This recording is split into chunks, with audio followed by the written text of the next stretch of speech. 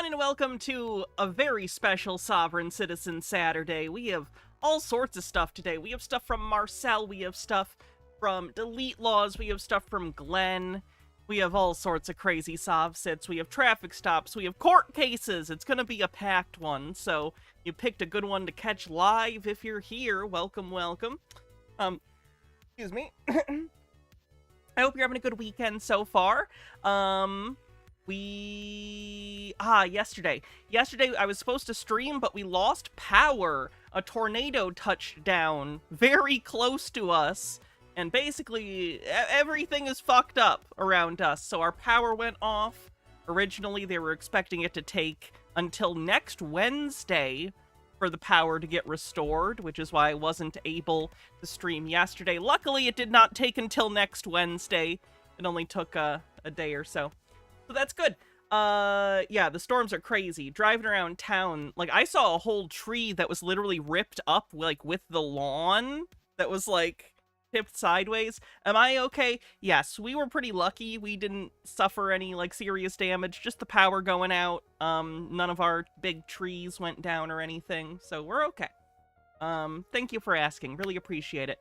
Did have to miss a day of stream, and I was already a little behind for the month, so if you do want to help with that, you can always become a subscriber or gift subs. That's always very helpful. We are working our way towards our May sub goal, so that's cool. We're also doing a tip goal for edited content. I'll get into edited content again, which will be fun. I'm excited to get into that. So, let's see what else is going on. Amber Pretzels, thanks for 35 months, says, honestly, getting a Doomad before this wasn't the worst thing to be sold. It could be worse. Yeah. Also, hi, Hannah. Hope you and yours are safe from the tornado. No damage or anything. We had a scare from a warning last night at work. Thankfully, nothing bad happened and we're all okay. I'm very glad that you're safe. Scary stuff. Baha, thanks for a 245 stream streak. Overthought, thank you so much for gifting 5 tier 1 subs. Very, very appreciative. Annie Kai, thanks for 48 months. And Nearest Crowhill, thanks for gifting 5 tier 1 subs. Thank you, dearly. I really appreciate it. Oh, wow! Bumble Homestead, thanks for gifting a sub. And then Nemesaur, thank you for gifting 20 tier 1 subs. Wow! Hell yeah! Thank you, everyone, for your incredible generosity. Beltwind with a $10 super chat says, glad y'all are okay. Thank you. Sweet Lily Love, thanks for becoming a member on YouTube. If you're a member on YouTube, that now means you can join the YouTube and patron-only member streams. Very cool. Hey, Korax, how's it going? I did hear about the Ethan thing. I haven't read it yet, but that's very funny that he finally got told off. That's a meme stock thing for everyone who doesn't know what I'm talking about.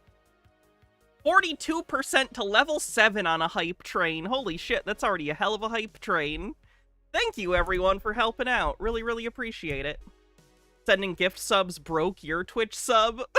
Oh, no. That's not good. 42% to level 7 on the hype train. Again, if you want to help out, gifting subs is always great. Is Marcel still going after me in the comments to my videos?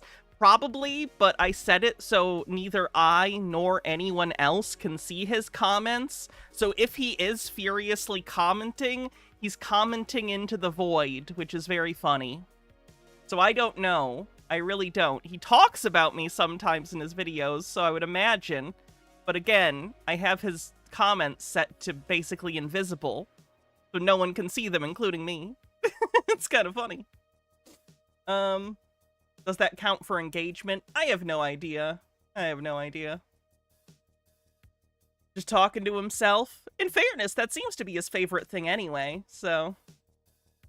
maybe he likes it. Maybe it's therapeutic. That's fine. So, anyway, y'all know that there was the 5-hour Marcel video where he basically did a new manifesto. That's not the video we're watching today, because I'm still working on that. Again, kudos to Trey and Amber, who have been watching it, and time-stamping things for me, which I really, really appreciate. I'm going to be spending a decent amount of tomorrow editing that to make sure we can watch that together in the next week or so. Cinemasaur, thanks for gifting a sub to Empress Felina, and Bong the Ripper, thanks for gifting a sub 63% to level 7. Wow, this is the best hype train we've had in a long time. Thank you, everyone. So yeah, we will have that big Marcel manifesto video to watch together soon. It's probably going to get split into 2 parts, because again, it's a 5-hour-long video, so when we're pausing and commenting, it's going to be even longer. So that'll probably get split into 2 parts. But I already have the video downloaded, so that's good. Alright, I think we can just get into it. Hey, Just a Peach, how's it going? Oh, and if you're on YouTube, like the stream. Alright, we're all caught up. Means I'll turn off this music and we can get into the Sovsit goodness. That'll be good. Who do we want to start with? Do I want to start with Marcel? There's a lot to get through. Ooh, tough. Tough. Why not? We'll start with Marcel. Marcel's not doing great. Also, he has a very large painting of Napoleon now. Whatever that means. I'm gonna have to skip over a little bit of this video, but should be fine other than that. Hey guys, it's Marcel, the Family Beset, Peacemaker Society, signatory, founding member, Chief Justice Emperor. Oh, I should point out, you know how recently he had the new employee and stuff who he said was going to be in charge of everything? He already fired that guy because he called in sick one day. So Marcel had to freak out and fired him, and now he's in his lone wolf mode. Minute left on the hype train. Today I'm going to be basically just announcing I'm going back into just being a tough guy. Straight up, that's what I started out life as when I was a teenager. That's why I studied mixed martial arts, MMA. Napoleon complex? Oh, that's such an astute observation. He's going to get into that. Jesse Courteous, thanks for gifting 5 memberships on YouTube. Thank you very much. Won 6th place in Canada for Olympic style wrestling for Western Canada. And the reason I'm doing it is the fate of the world is at stake, and it's literally in my hands. That's kind of like the classical example of a delusion of grandeur, isn't it? You literally think the fate of the world is in your hands. That's actually pretty extreme, even for a delusion of grandeur. That's about as high as he could go. Cool. You guys aren't equipped to do this. Literally, you know, you guys are still just figuring it out, and there's a lot of things at stake. So, thank you for that incredible hype train. The other reason I've been really, from the bottom of my heart, thank you. Getting grumpy is I'm tired of having civilians in my space as far as my personal world goes. So, again, I remind you, he's never been in the military or anything. He calls other people civilians, like he's not. My time and my life isn't going to be open to everyone going forward in reality day to day. I'm going to start doing the things with my life and time that I enjoy, that I want to build, like working out, for example. Instead of dealing with people's problems, I'm going to actually work out, take care of myself. I'm going to go to the store. I'm going to get the nutrients for what I need to get buff. Because right now, this is me slipping, like hard. I haven't worked out in years. Because a king isn't a civilian? I guess that's fair. He is the sovereign. So, and the reason I'm talking about that is I was just at... you could develop an I'm God delusion. That's true. That's true. Burger King. And as I'm at Burger King, there's this about 6 foot, 4... All right, this is the part I have to skip. Now, that's because he uses the R word a lot in this segment. I'll paraphrase the story.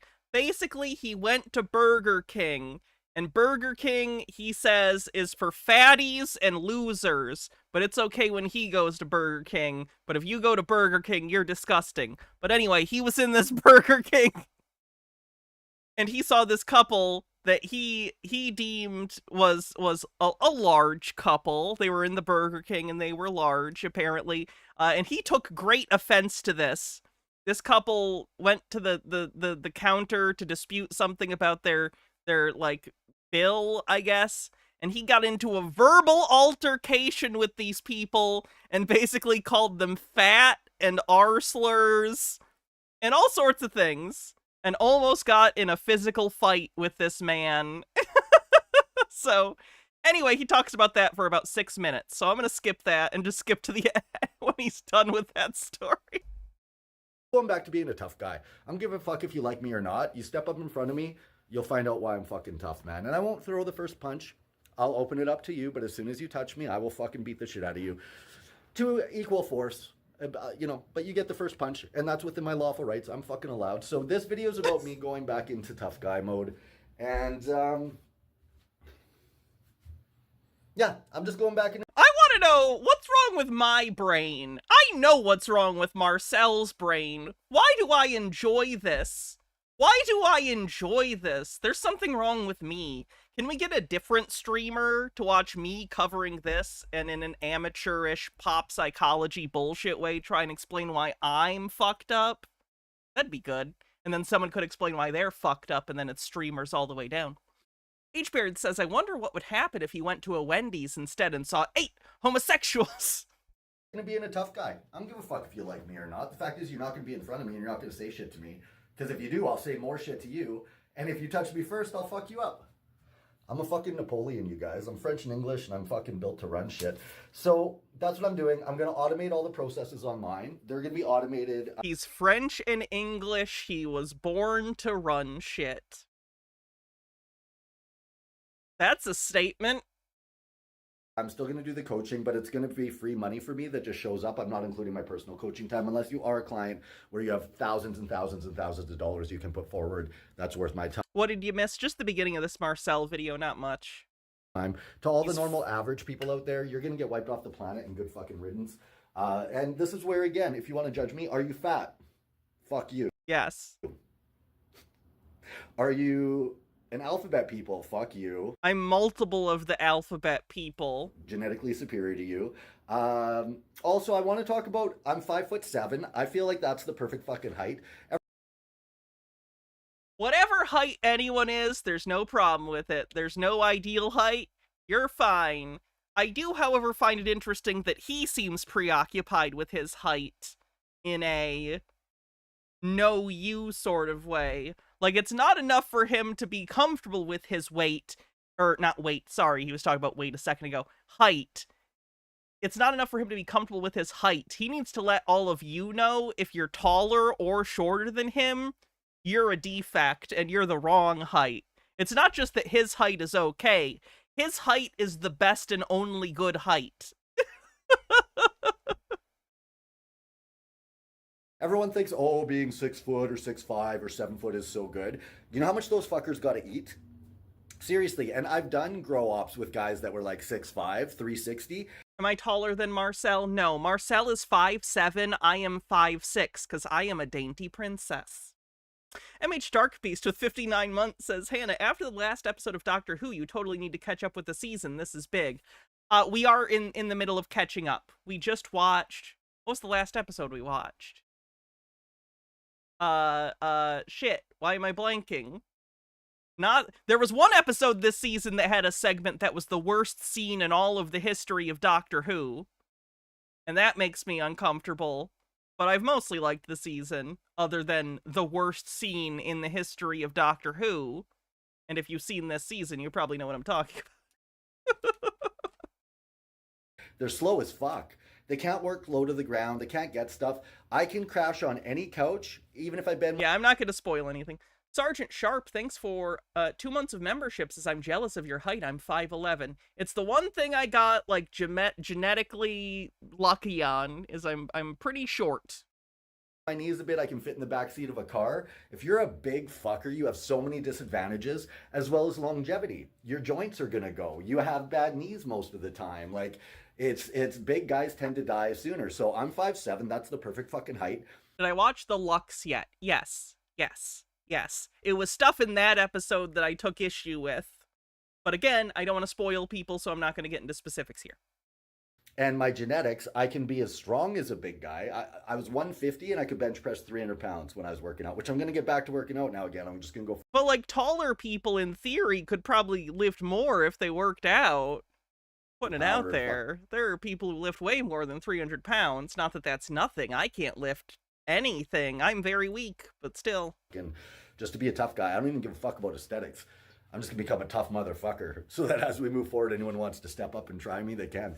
And that's where that fat gelatinous fuck at Burger King was smart, and he backed the fuck down because he's apparently has a half a molecule of a brain. So we're going to go shave my head now. I'm going from this fucking... I only grow my hair for you civilians so I look more salesman-y with prepping for the door-to-door sales and that, but I don't give a fuck. I'm just going to get other people doing it. I'm not actually going to do it this time around. And I want to have a shave tag because then it's fair notice to you guys that I am a tough fucker. So if you fuck with me, it's your own mistake, motherfucker. Interesting potential visual indicator as to what part in his cycle Marcel is on. When he's bald, he maybe more feels like a tough guy, like a warrior. When he's trying to be the more subdued salesman, he grows the hair. Notable. And I feel a little guilty when I have hair like this because it We need to have a spoiler discussion day, maybe at the end of the season. shows me in more of a civilian capacity when I'm definitely a badass motherfucker. Always have been, always will be. I'm peaceful. I won't start it, but if you start it, I will fuck you up if you lay hands on me. And I got so many witnesses. Basically what happened was when I was in jail and I lost that fight to the Nazi guy, I didn't feel like working out. And the only other option would have been When did he, what situation was this? Why does he think we know this story? to like stab him in the neck when I was behind him in the TV room, which Oh I yeah, thought he's very much in a manic episode. The 5-hour video is incredible. about a few times when I was sitting behind him in the TV room. But obviously I don't want to stay in jail for some fucking guy that I don't know and really don't give a fuck about. So within that I didn't. But yeah. Da, da, da, da, da, da, da, da, da. Let me just get that set up. So you guys are going to hang out with me? This is what I do when I go... Yeah, Trey was bringing this up when Trey was like watching the other Marcel video. It seems like he doesn't have a very good theory of mind for other people because he tells stories like other people know information only he would know. It's like he's not capable of understanding when he says, that fight I won with the Nazi in jail. Like, other people would want to know, what are you talking about? What story? Have I shown them the timestamp list yet? No. I will. Back into tough guy mode. Yeah. So, I don't want... He then takes his shirt off and he shaves his head. He shaves his whole head. Over that. And again, this is out of shape, you guys. I'm wearing shorts for the record, but I just want to show you guys. This is out of shape. This is me not working out. Okay? I eat one meal a day and some snacks. I barely work out. I barely do fuck all. And this is what I'm working with. Alex Chu At crossover 45, when? with not even trying for how many years. So I'm going to start working out again because my chest is nothing. I got to get that back. Well, I definitely got some work to do, but considering I don't do fucking anything, let me grab my... Actually, here, come with me. The whole point of this is you guys get to actually experience this, what being a fucking tough guy is like. So I get sick of people. This is exciting. I get to know what it's like to be a tough guy. How It's fun. my very expensive cologne, Aqua di Gio. It smells fucking good all the time. You got... Let me look how much that is. He called it expensive. I'm curious how much he spent on that cologne. Aqua di Gio? Aqua di Gio. $100? It's $68 at Walmart. You can get his cologne at Walmart, guys. To be fair, I wouldn't spend $68 on cologne. It's not cheap, but I don't know, man. If you can buy it at Walmart, is it brag worthy? Guys, this is my poison fucking... Because I'm a Frenchman, I would stink otherwise. When I'm in jail and I don't have pit stick, they're like, oh, you smell. Nah. It's like, fuck you. I'm in jail. I'm fuck. And here we go. So we got clippers. Fuck you, I'm in jail. I don't give a fuck. Actually, let's take out the whole grooming set.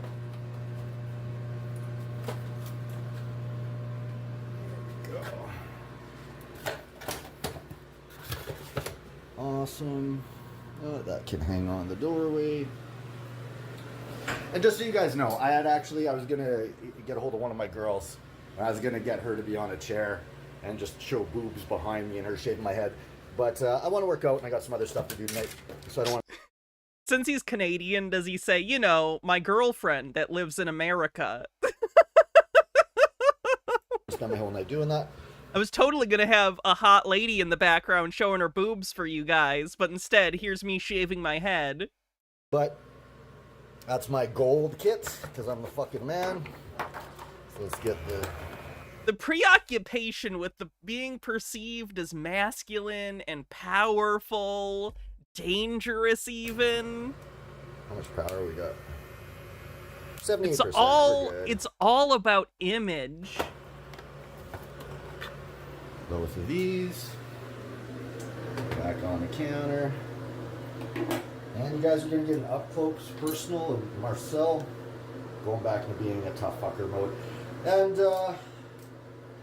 yeah, I have a whole bunch of plans that line up with that. But we'll get into that as we go. This is step one, though, shaving my head. Then he shaves his head. Even out the color. Ah, fuck.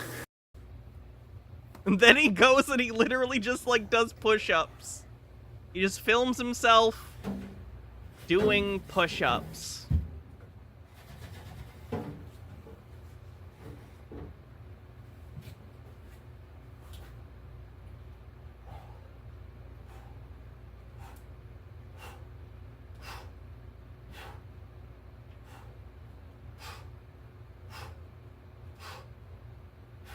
Amber says, we had this conversation with Trey when we were editing, but he desperately wants to be like Al Capone, someone so dangerous and powerful that you kind of have to keep on their good side, whether you like it or not. Yeah, I get the feeling that he recognizes on some level that he is unable to maintain relationships.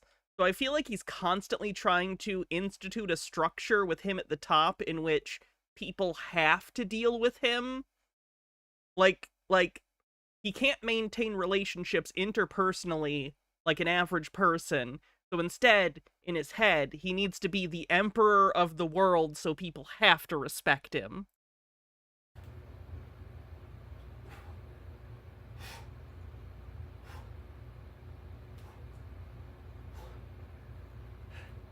And then he does some of those and some pull-ups. Joint. Finish that joint I had there. Now he's gonna smoke drugs. H-Bird says, this has been the weirdest change in culture. Basically, fashion and body image issues that we would traditionally think of as affecting teenage girls now seem to be taken up by men. My tinfoil hat theory is that this is all marketing to try to sell beauty items to men, and the collapse of democracy is just a byproduct. That makes it sound like a concerted effort. I don't necessarily think that's the primary moving factor behind a lot of these things. I do think that the cultural standard for what masculinity even is has changed a lot over the last 3 to 4 decades. And I think a lot of dudes just don't know where they fit. I'm not saying they don't have, like, culpability in this for their own actions. They do. But in that search, they find people preying on them like Andrew Tate. And don't get me wrong, again, they prey on them often by giving them easy answers that they want to hear, you know? So, I don't know. The whole situation's fucked up, but I think saying it's advertising is at best reductive. And I think it fails to recognize a lot of other things going on. Baby. So yeah, you guys, I'm going to get back in shape. You can see that. Get a little. And again, you guys, I haven't worked out in how many years? And that's still what the back looks like. Yeah. So, anyway, this is just showing a little bit of me going back into tough guy mode here, which is where I've lived my whole life. And that's why my energy seemed off. That's why, because I'm trying to act like a peaceful civilian when I'm a fucking tough motherfucker that doesn't give a fuck. And, oh yeah, this is what I wanted to end on here. So, let's watch this together. Turn this up so you can see it. I'm a Winnipeg boy, motherfuckers. Recognize. Peg City. Whoo! Yeah! And then it's just him doing this shit.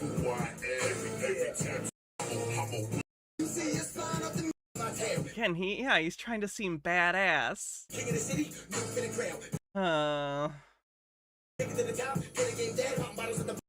Non-binary says, I wanted to say thank you for streaming. I appreciate the time, energy, and personality you bring to your content. It's made a positive difference in my days.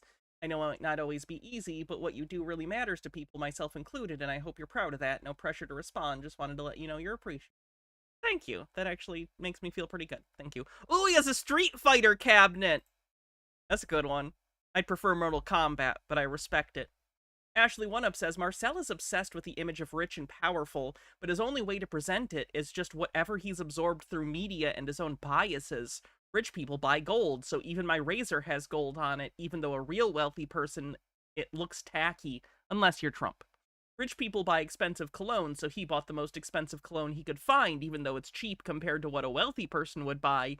Cheap suits, furniture that looks like it's from a hotel, the list goes on. Yes, he's cargo culting badly. He's trying to cargo cult sort of like opulence, but on a budget that makes it impossible to come across as anything other than trashy. Benekagami says, it's kind of like how abusive people all say the most important trait in people is loyalty. It's like how on some level bad people know they're bad people and then subconsciously seek out a way to not change but still get what they want while pretending they're good people. See, I don't know if they necessarily know that as much as from their perspective they view people as disloyal.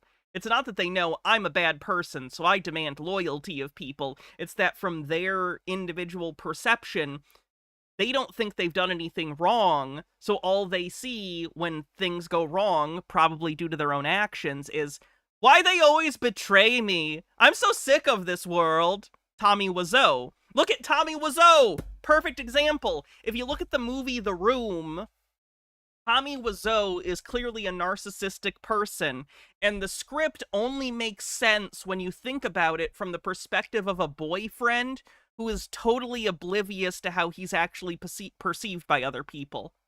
Everyone always betray me. I fed up with this world. That's what Tommy perceives. That's what Marcel perceives. They don't perceive their own shortcomings, so to them, from their perspective, everyone's just always betraying them for no good reason. The reason in actuality is their own behavior, usually, but they're incapable of seeing that. Eureka!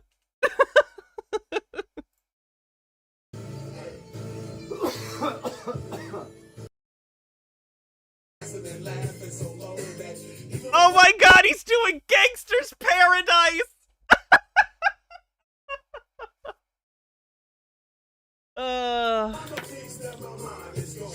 I do like that song. Wow! With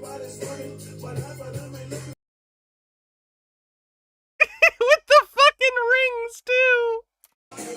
Just a Peach with a $2 super chat says the Schrodinger's cat vid with Marcel in Discord. Oh, we've already watched that video long ago. That was one of the original Marcel videos we watched.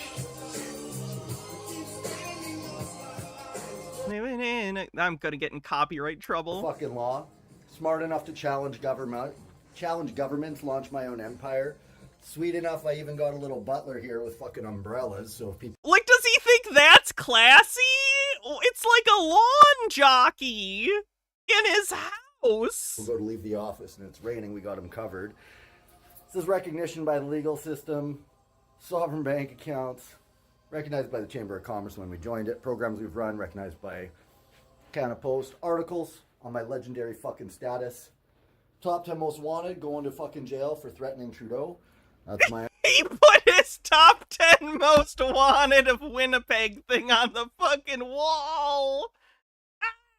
Actual getting checked into jail, political prisoner time. I appreciate it, Just a Peach, thank you. Then never mind coming here with this fucking amazing shit. Podcast studio all fucking set up. Right? Search Out Matters, Rumble. I have seen his nipples so much more than I've ever wanted to. Got the backdrop. I am happy with his usage of frames. I will say this, Marcel and I have this in common. If you're going to put something on a wall, frame it. Deluxe green screen back there. Got all the podcast mics, everything. That's hiding it right now, but we got fucking armor. That's way more soundproof foaming than you practically need, just so everyone knows. You don't need to literally cover the whole ass wall. Booyah. He bought, like, mall armor. Like, it's clearly not, like, and not that you need functional knight armor, but, like, it's clearly the kind of thing that's for display. I don't know. It's like he conflates tackiness with opulence. Great. And then not only that...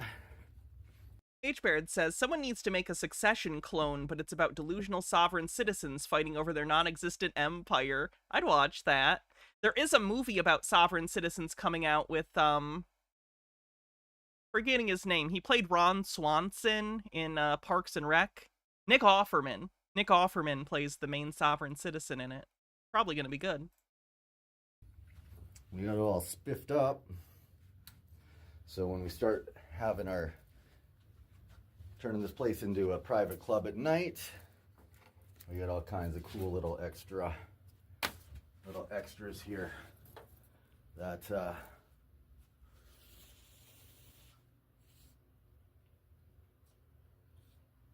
because my life is fucking awesome. Theme's awesome. Got the gramophone there. Not gonna go in here too much because I'm smoking a joint. But Emperor's Mastermind room. Does he not know if he's smoking in the building, the whole place reeks of weed? Does he seriously think that not stepping through the threshold of that open door is going to prevent the entire place of reeking? It's carpeted, and you're smoking joints inside constantly. You're nose blind to the marijuana, Marcel. It's everywhere. Case law, my sovereign ID, throne chairs. I'm eating off gold. What the fuck are you eating off of? And again, sovereign fucking empire. I created it all. This is all me. And that's where I'm not actually grumpy in my own life. I'm just tired of inviting other people into my life that aren't worthy. So within that, I'm kicking you all out of my life, my personal life. Those of you who are clients can stay in mentorship. And we're going to be automating, adding a bunch more stuff. And ultimately what's up there is enough. You guys should be able to go do it as is with all the videos and everything. And then never mind all the sport playlists. We're going to organize the mind training for you guys better through the free Freedom Ticket funnel page. And we'll go from there. But yeah, so this is my video. Thanks for hanging out. Actually, fuck it. Whatever. You're welcome for hanging out with you and teaching you what a fucking tough guy looks like, who's not a total fucking maniac. I'm a little psycho, but I keep it under wraps, and I'm not actually psycho. This is him keeping it under wraps.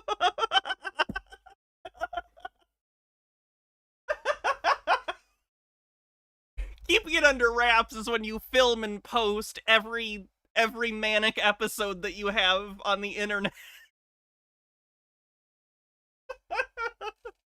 Yeah, I'm gonna start posting panic attacks too. That'll be fun, right? Really keeping it under wraps.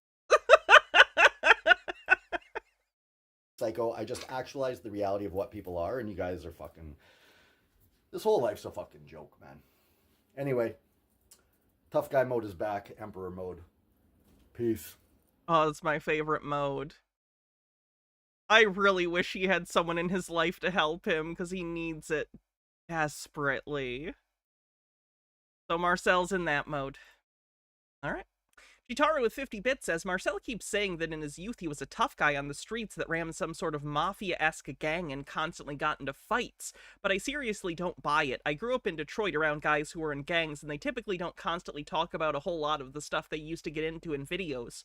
Also, Marcel acts like he does now, or worse back then. He wouldn't have lasted very long. There's plenty of shoes on power lines from guys like him. For guys like him. I think what happened was Marcel was someone who grew weed. Like, he used to grow weed before it was legal in Canada. So I think he was probably a supplier for certain gangs and stuff. Like, I think he and some guys grew the weed and he ran the operation. So I think he probably had relationships with certain gangs. But I think he, in his mind, has overinflated his actual art in those organizations. Like, he was literally the guy that, like, had the property they were growing weed on, and then he sold it to them. Like, but I think in his head, he really thinks he was, like, a mover and shaker, and he could, like, tell these gangs what to do, when in reality, he was probably just selling to maybe some people to deal, or, like, gangs to deal, maybe, or for personal use.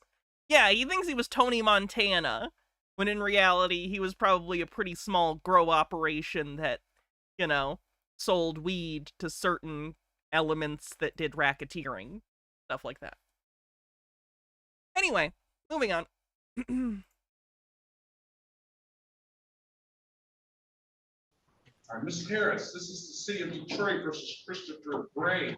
Case number SP 1357945, counts 1, 2, and 3. SP 1191985, counts 1 and counts 2.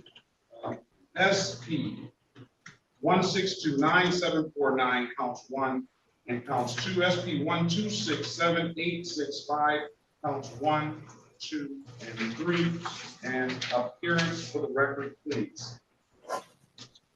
Sheriff Harris, on behalf of Mr. Gray, please state your name for the record. Mr. Gray's appearing. I'm here for special appearance. Mr. Gray's appearing at pro se. Special appearance pro se. So he wants to be his own attorney, and he's doing the special appearance thing because sovereign citizens think that means that the court's jurisdiction doesn't apply to them. Untrue. Also, does he have one of these things? But he like halfway put it down. I don't know if I've ever seen one that comes from the side like that, though. This would be an idea for someone's stream Sona. You could just do this, and it's like you're just a mouth. That's good, probably. I don't know. Okay, Mr. Gray. Okay, strike that appearance. Thank you. State your name, Mr. Gray, for the record, please. By special appearance, I'm here to appear for Christopher Lamar Gray. All right. Today is the date and time set for a show cause. Mr. Gray, you missed the court date, sir. I apologize. I apologize, Your Honor. I made every attempt to get in. The first clutch cargo tuber. I understood that reference. Benekagami says, but the room doesn't work as a counterexample because Tommy included a reason for his girlfriend to leave. He's inattentive. A similar thing happens with another toxic character who identifies with the Bale spawn of the Baldur's Gate series, and admittedly their favorite character is the one that, despite being a good aligned character, no matter how evil you are, no matter how much you abuse them, they'll always love you as your best friend. See, I don't know if Tommy understands that his character is being inattentive in that case. I don't think he meant that to be like what's happening. You could read it as such, but I don't think he intended that. I didn't see my name on the docket when what I assumed was my date. So I don't know how I lost track of that. I do apologize, Your Honor. Okay. All right. So let's do it. So your name is Christopher Gray. Is that correct? My name. That's what you just. Wait a minute. Let me just say what you just said. Let me just say what you just said. I didn't see my name on the docket. I'm the trustee for the account. So for that. I'm gonna call you Christopher Gray because that's what we're looking for. And then I'm gonna enter a not guilty plea on your behalf. I'm gonna give you a $0 bond. Okay. Objection, Your Honor. I would like for the record, I reserve my right not to be compelled to perform any contract, commercial agreement that I didn't enter knowingly, voluntarily, intentionally. And again, he's under the impression that all criminal procedure is contract law. It's not. It's criminal. I furthermore do not accept any liability or compelled or otherwise for any contracts that I did not know that I became a part of because of a license or anything else. So is that a not guilty plea, sir? What are you looking to do? So, I object, and for the record, the state can't be named. I just want to point out that whoever this person is sitting next to the judge, I don't know if this is one of his assistants or the one of the clerks or anything, or his clerk, but she just looks fucking appalled. Benekagami says, no, Tommy has the girlfriend state out loud that he's inattentive. It's in one of the conversations with her mom. See, I was under the impression that we're supposed to assume she's lying to the mother. I didn't think we were supposed to trust what she was saying. I feel like he writes her like she's a liar who is lying constantly to sleep with Johnny's best friend, Mark. Named a party in. Anyway, we don't need to get into the plot of the room. I was using it as an example. In this suit, I asked that I put a motion before the court. Yeah, she also lied about being pregnant. Yeah, and she lied about like him hitting her. Remember? I did not hit her. It's bullshit. I did not. Oh, hi, Mark. Like, she is written as a pathological liar who lies specifically about how her boyfriend is treating her to justify her cheating on him. Didn't get a ruling on that motion. I asked What a story, Mark. the court rule on my motion. What is your motion? I haven't seen any motions. What is your motion? I have a motion to dismiss, motion to strike. Motion denied. And what is the basis for that? The basis of that is there is no corpus delicti. The three components there are not those three components. There's only one of the three components here. Okay, the occurrence of loss of injury, that's not here. The whatever happened legally to cause or illegally to cause that loss, that's not here either. So of the three things, I may the have third seen thing Thor's Cabinets video on Tommy. I'm not sure. would be me being named. That's here, but the other things aren't here. Okay. So is that all? Yes, yes, Your Honor. Okay, your motion is denied, Mr. Gray. All right, now I'm going to set this matter for a jury trial again. Let's see if we can get one quicker. She's literally just covering her whole face. Say that again? You want to know he ever had a jury trial? Yeah, he had a jury trial since July the 5th, but now it's not been set anymore, right? Let's get a date, if we can get a date quicker than that.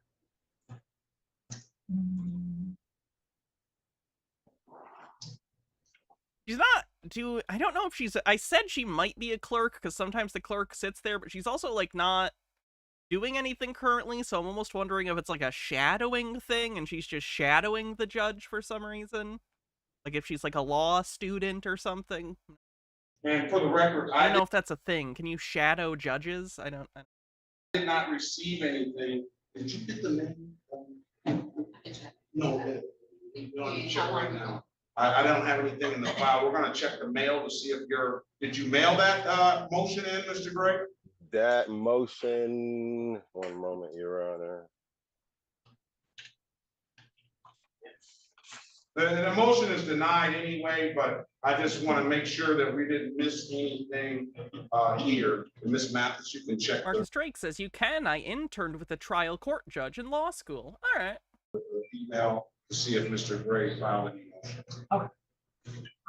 Neil on YouTube asks, a clerk of the court, like, or a judge's clerk, is like usually someone who handles a lot of the minutia of the paperwork of actually like filing all of the variety of like bureaucratic paperwork required to make the court function.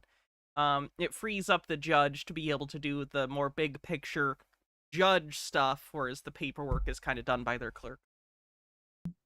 Again, at least sort of the basic paperwork, you know. They, of course, do their own legal writing and stuff, but, like, the stuff that's basically just forms that have to be put on for every case. Your Honor, I object. Article 3, Section 2, Clause 2 says that because the state has been named. Glad to help, Lori. In cases that the state is named, then in those cases involving H-Baird also adds, they'll also pull up case law that gets cited during trial. Ambassadors, public ministers, councils, and those in which the state has been named, those fall under the original jurisdiction of the Supreme Court. So that is my objection, and I put probably finishing up her last year as an intern. Well, maybe we'll see her someday on one of these channels as a judge. On the record that if the state is being named, which the city of Detroit would be the state, then this matter doesn't fall in your jurisdiction. It falls in the Supreme Court. In what universe do you think that this is a matter of original jurisdiction for the Supreme Court? Why? What? Why? What? Are you a state suing another state? What are you talking about? Well, you can. Do I like dill pickle Slim Jims? I've never had them. I do like Slim Jims, and I do like pickles, so I would probably like them. Put that in a motion or whatever you want to do, but I don't interpret the law that way, and your objection is noted for the record. Well, I object to you ruling on. I object to. I object to you saying no to my objection. You can just do this all day. You putting in a defense on my behalf. I didn't request that. I didn't put a defense on your behalf. You put in a not guilty, and I didn't plead that. So that's So you want Right, but when you refuse to plead, that's what happens because you're presumed innocent. to plead? You have So when you stand mute, it's an automatic not guilty. two options. You have two options. You want to plead guilty, not guilty, or you want to stand mute. 3 options. What do you want to do? I stand mute. All right, stand mute. And based on that standing mute, I'm gonna enter a not guilty plea on your behalf, all right? I object to the entering of a plea on my behalf, Your Honor. Objection is noted on the record. Thank you.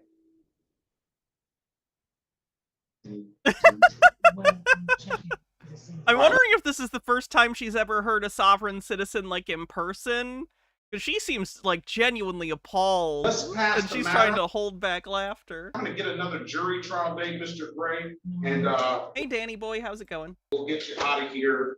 Next time you miss, sir, it's gonna be a cash bond on you. I'll let you know that. Understood. Appreciate your patience, Your Honor.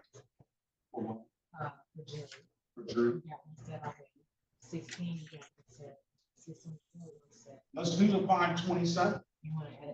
We'll add 2, and we can add it to the afternoon docket, right? Hey, let's do it. Yeah. You know?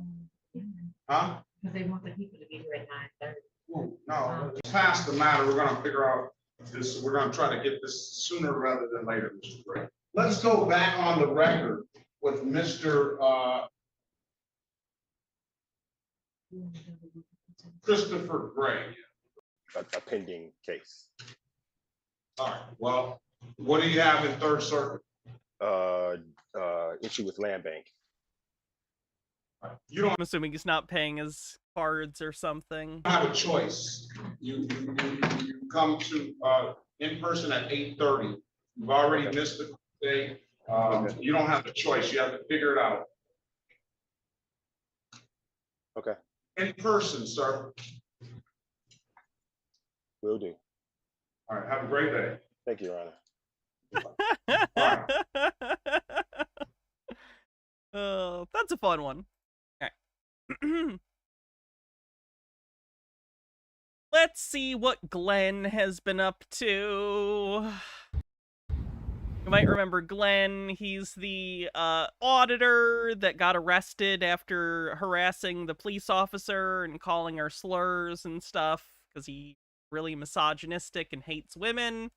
Hates everyone, pretty much. He also didn't wash his hands after he peed. He filmed it. Gross. So, see how he's been. Oh, sorry. Fennikagami said, sorry about all that. I just struggle with the charity that people are as obvious, oblivious of their behavior as they report, because how many sob sits and fall through this conveniently when they need to do something that hurts their ego, like child support. A lot of them aren't even really struggling financially. It's just clear they don't want to comply.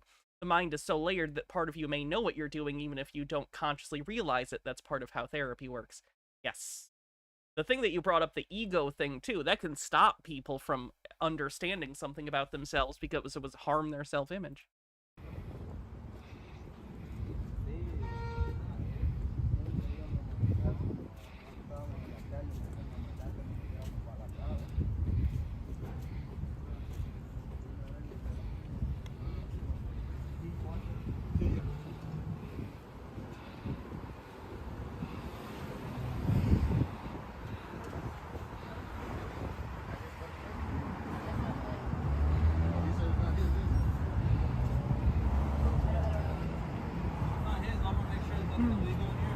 Wasn't Glen banned from doing this? He was during his probation, but his probation is up.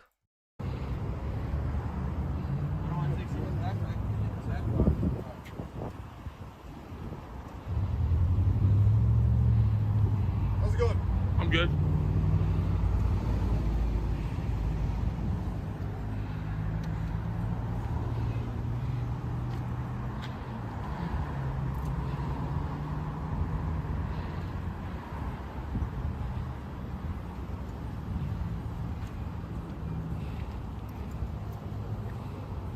Are you like blocking my path? Huh? Are you trying to block my path? Because I can just move wherever I want. Yeah, you're free to go around if you'd like. I can go anywhere. I can go right through you. I can go around you. I can go on the street. I can go wherever I want. Okay. Yeah, you can get out of my way too. Just saying. I can go anywhere I want. It's a free country. Okay, well, just saying. He just instigates shit. They seem to be being like pretty cool with him about it. Like they weren't really stopping him from filming. Like what is he doing? You're not allowed to get right up into. I can get wherever I want, and if you want to get mouthy with me, I'll file a report against you. Okay. Wasn't getting mouthy. So I'm known for suing the police, taking them to federal court. Okay. So I will drag you through the court system like you would not believe. I will take your fucking house. I'll put a lien against your property. You have no idea the capabilities I will do to you. You have no idea the capabilities I will do to you. I'll do all of the capabilities. I have so many capabilities to do. Don't even know.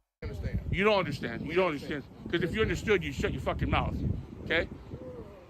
So I actually didn't even say anything to you. You're blocking my path. You're standing in my way like you're a fucking security guard or something. You could be blown away like a fucking crumb.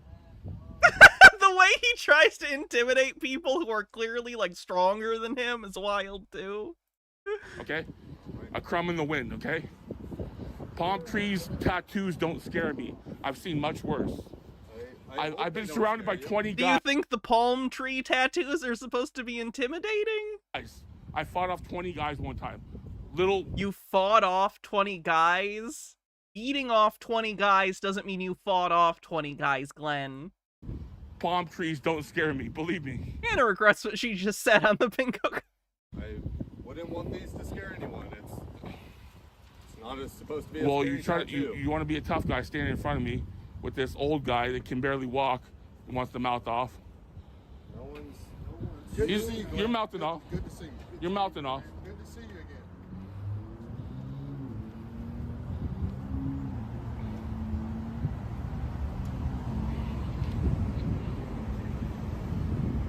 Last time I went after a cop's house, he fucking cried like a little baby.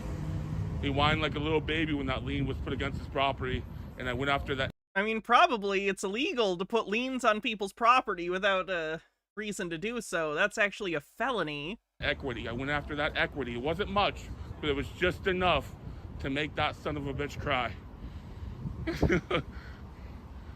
You'd be surprised the documents you could fill out in federal court.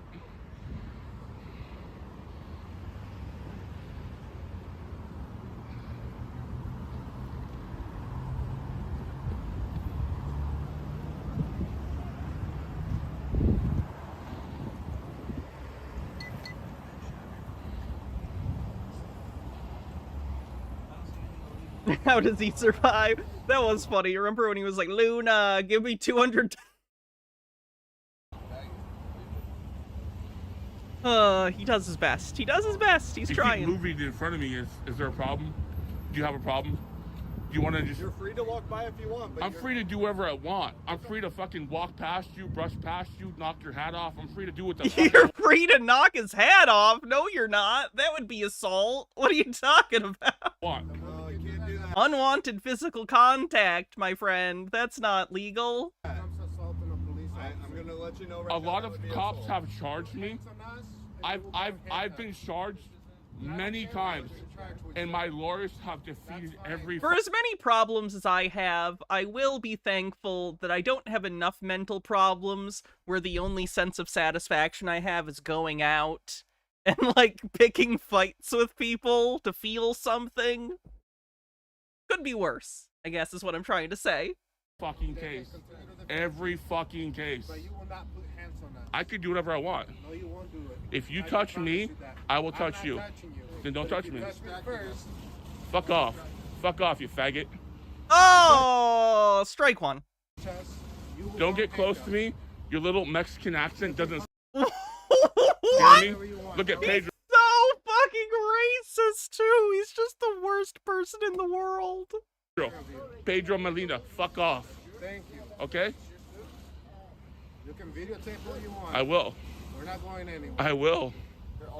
Okay, Glenn? So you don't scare us. Little short Mexicans don't scare me.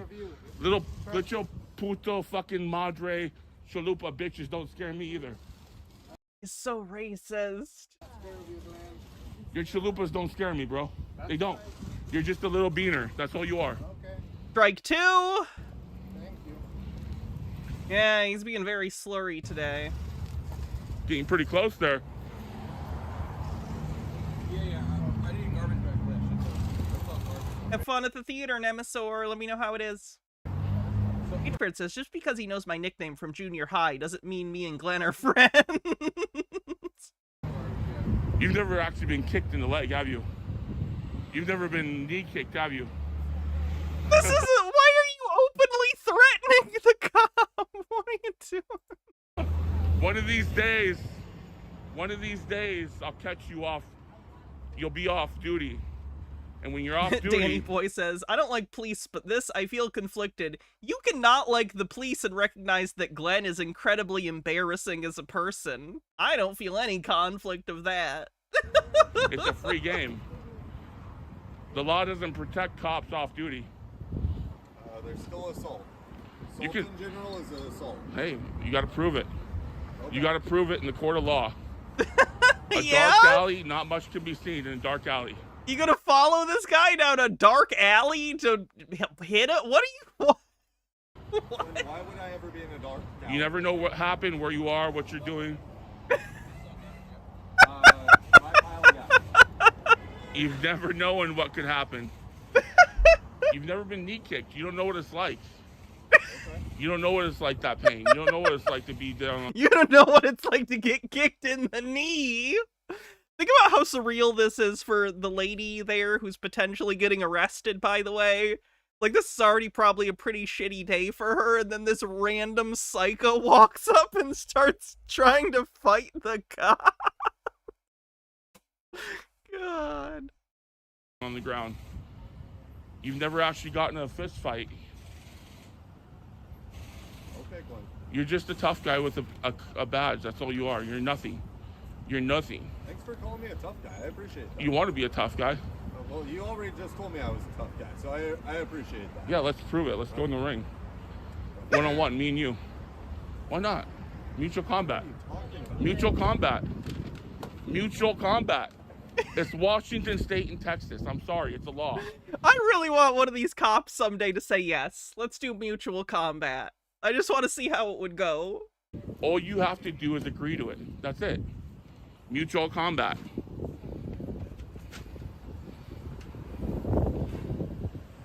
You won't do it because you ain't got any guts. The ginger in you won't do it.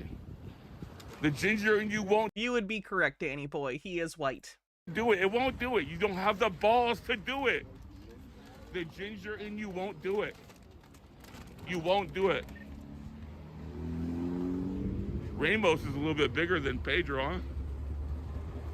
Ramos is just a little bit taller than fucking Pedro, huh?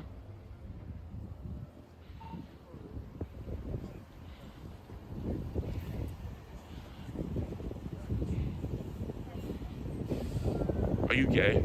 Is that the problem? What? Is he fucking 8 years old? What is he doing? I mean, he looks kind of gay. He looks gay. I mean, if I see him walking, he looks gay, bro. I mean, he looks gay. It's genuinely like he's in middle school and never got attention. He looks gay. It's What not- if he was like, yes, I'm gay, like I'm married to a man. Like, there are gay people. And what? It's not going to affect you. You already coughed. Also, does he think that gay people can't punch you in the face?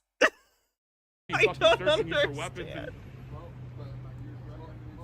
Do I remember at the police station how many times he called the cop a lesbian? Oh, yeah. And with worse words than that. Oh, you want to be good? I thought you were a tough guy. Come on, Pedro. Come on, Melina. He's so desperate for the attention and they just deny it to him. Kind of I don't beautiful. know. You want to get in a fight? You want to a get in scuffle? a fight? Me and you, right now? Mutual combat, scuffle.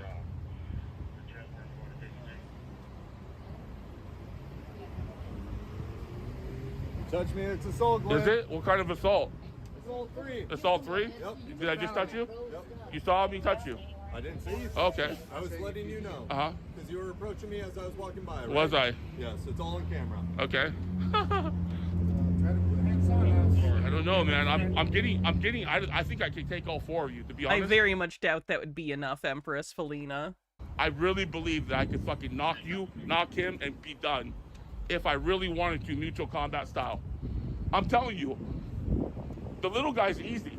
He's easy. He's the runt of the litter. That's the fucking cakewalk, bro. You might give me a little bit of a challenge, but you're older. You got 15 years on me, bro. You might give me a little bit of a problem.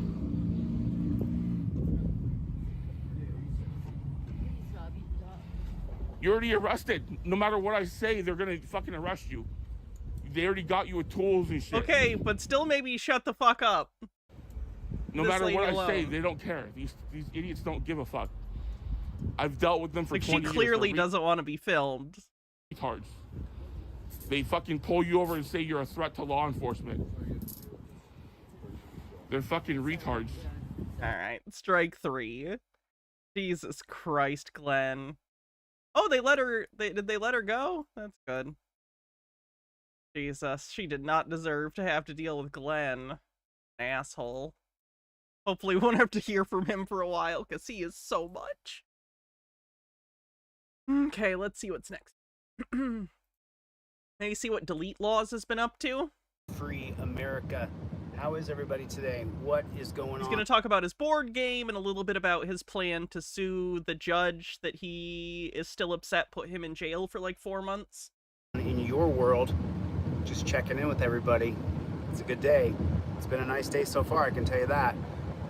But I just wanted to go live here for a little bit today, talk about a couple things that are happening in the world that we should. And before you ask, yes, he is in the driver's seat. He's in a car that has, you know, the like lane assist driving shit, and he treats it like it's autopilot. all be aware of and we should all talk about. So I don't know if this phone is set up to go, hopefully it's public and not unlisted, because sometimes they change the setup on the phone so that you have to make sure that you put it on there. What is going on? I can see somebody, I just can't see anything because I don't have my glasses on. But I will put my glasses on when I stop driving. Right now I got my self-driver on my car, so. Does he need, are they reading glasses, or are they glasses for driving that he's not wearing because self-drive? Benekagami says, the thing that really annoys me about SovSids is they feed into cops' persecution complex and their belief that the best way to do their job is to be hyper-aggressive assholes. Agreed. Just pretty much letting the car drive itself. You know what I mean? Wow, he's such an idiot. Jelly Bean, everybody, what is going on? We might unironically just find out that he, like, got in a horrible accident someday, because he does this all the time. This is basically the standard way he does his streams now, is he gets in his car on the highway, turns on the, like, lane assist drive, like, super cruise control feature, and he just has the car drive itself. I just wanted to go live here for a little while today and talk about As much as I don't like Delete Lawz, I don't want that to happen to anyone, and I don't want him to harm other people by doing this reckless behavior around other vehicles. few things that are going on. So the first on my mind is Craig Hendry. As you guys know, I set up a GoFundMe for Craig Hendry. I haven't really worked on it. For a fundraiser to work, you have to work it.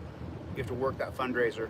So I have a fundraiser available for GoFundMe online. I think it's called Hendry Fund. But if you look at Lori says, unless someone can correct me, but if people his age don't usually need reading glasses. I mean, I have reading glasses, and I'm 31. Right, hold on. I don't generally have to use them for stream because, like, I can control the size of the text on the screen. Just depends. it up, you find the other one. So it's kind of a strange thing, but that's all right. It'll pop up again. You know, I just want to make sure that I'm able to bring the team together. Do me a favor, put Team DLZ in the chat. Team DLZ. Put it in the chat. Double tap on your phone. Just take your finger and do this on the phone. Just double tap on the phone for me with your finger, just like that. Bap, bap, bap, bap, bap. Just double tap on your phone. If you. So annoying. Good to see you. Good to see you. I better be. Look at him. He's literally reading the chat. His hands aren't even on the wheel, I don't think. DLZ, baby. DLZ all the way. We don't stop. We don't stop. I'm not sure if you guys know this or not, but few people know it from the inner circle of we have weekly team meetings, but we do have the first batch of board game cards done, and now I'm waiting on the rest of them to show you guys the whole prototype. So I'm really excited about it. I've been working on this since before I went to the dungeon, but really where I just isolated just on working on the board game, probably for the past 6 months, I would say, since November, since Thanksgiving. What's he gonna do when this board game isn't popular? Because, like, he has spent a lot of time working on this, although I will be honest, part of me has a sneaking suspicion he used AI or ChatGPT or something to write a lot of the questions. I could be wrong. I could be wrong. When I just said I'm gonna buckle down and I'm gonna focus on this board game. That's what I've been doing. Is Peter making a board game? This isn't Peter. This is Delete Lawz, but he is making a board game. So that's all I do miss Peter. Doing. That's all I've been doing. And now we're to the point now where I do have the amendment cards in my hand, but but I have the other cards coming out tomorrow, the next day, so you guys can expect a demo early next week. I mean, it's always been like next week, but now the cards are actually finally produced and done. So it's pretty exciting. It just takes a long time to do anything great. You know, there's a saying, if you want to go... It takes a long time to do a lot of useless things, too. Fun fact. Go far, go together. If you want to go fast, go alone. So I've been going together with a group of people here down this journey to accomplish this board game, and we're almost done. Just a little bit more. I mean, you guys know it. You guys know it. I can't see everything in here, but I apologize. I got my car on self-drive mode, but I still can't look at the comments just yet. Wait till I pull over on the side of the road, and then I'll take a look. And then I will take a look. What is going on out there? I got a bunch of videos I wanted to share with you, but I don't know. We've done that enough for now. Tomorrow, maybe I'll do a review of some videos, but today I just wanted to kind of have a heart-to-heart with the Team DLZ faithful and people who have been with me the whole time. How many people are watching his videos now? This has 45,000 views. He has an audience. And let you guys know exactly what's going on. So we're this much further to go. It'll probably be, what is it, a Sobsit board game? It's a card game. It's basically Trivial Pursuit. So there might be a board, but it's mostly flashcards with, like, questions about law or the Constitution, stuff like that. Pretty boring. And, like, you could use this kind of thing. Like, I'm sure if you put together a bunch of really well-done flashcards that are professionally made, law students might find them useful for studying, but, like, it doesn't seem like a fun game. I won't really start to work on this again until Tuesday. I have responsibilities I have to do over the next 3 or 4 days, and then as soon as my responsibilities for this next 3 or 4 days are done, then I'm going to get right back on the horse. Likely on Tuesday. So here's a big announcement. If you guys are ready for this, we're going to sue Zimmerman on Monday. We're going to sue Judge. That's the judge that put him in jail. Zimmerman. I'll put the lawsuit online so you guys can read it. I've already written it. Sure, we'll read that. So now I'm gonna sue Judge Zimmerman for putting me in the dungeon. I'm gonna sue her on Monday. So you guys can look forward to that happening on Monday in Nevada, in Las Vegas, Nevada. So Monday's the day we drop the lawsuit, and we're suing. So here's the really crazy part. So I'm not sure if you guys know what a Monell claim is. It's M-O-N-E-L-L. It's called a Monell claim. And a Monell claim is when the entire... According to his website, he has 9,992 copies in stock, and it'll be launching in April. I might actually buy it. Obviously, it didn't come out in April. But if he does sell them, I might get a copy, because I like that kind of shit. I like having memorabilia of the crazy people we watch. System has not given you the proper due process, 5th Amendment right, 14th Amendment right. And unfortunately, I have to sue not only Zimmerman, I also have to sue the judge that released me on appeal. I have to sue Judge Levitt. What? You're gonna sue the judge that let you out? What are you talking about? What are you talking about? So he's gonna sue the judge that put him in jail and the judge that let him out. On what grounds? What are you talking about? Oh, there's the board game cover that he probably made with AI. Oh. How exciting. $50 with $11 shipping. Yeah. Oh, you can buy it right now. I wonder if anyone will actually get it. Well, if anyone wants me to buy his board game, send me a tip. And I'll try and get his board game. The reason I have to sue Levitt is because, and so here's the thing. Am I going to get accountability for the judges? Am I going to get accountability for Zimmerman and for Levitt? Because what Levitt did is she denied me an appeal bond hearing 2 weeks after I had been in jail. There was no reason why she did it. She just denied my appeal bond. So that means I'm suing Agnes. You don't get to decide that it was just for no reason. What are you talking about? I Prosecutor. don't remember her justifications at the time, but, you can't just get out of jail just 'cause. Levitt, the judge who ultimately released me from the dungeon, suing Zimmerman, I'm suing Clark County, and I'm suing Bork again for lying on the stand. So he's gonna try to sue the cop. Okay. I'm suing 5 new people, 5 entities. The only one that's going to be held responsible is going to, because I can prove damages of what they've done. So it's going to be an interesting lawsuit. I've cut it, 400 different ways from Sunday and tried to figure out the best. How's he gonna prove damages? Way to He made a bunch of money when he was in jail from donations. To Zimmerman, and the answer I keep getting back, whether it be lawyers or artificial intelligence, is that Zimmerman has absolute immunity. Now, he was asking AI legal advice. What a genius. Here's where Zimmerman does not have. See why I'm starting to think that maybe he had AI write some of his questions for the board game? Immunity. So we're suing her on Monday. You guys be ready for Monday. I'll be live on Monday for several hours. On Monday, when I go down to the federal court building and I sue Judge Ann Zimmerman. Now, here's the only caveat that Zimmerman can be sued for.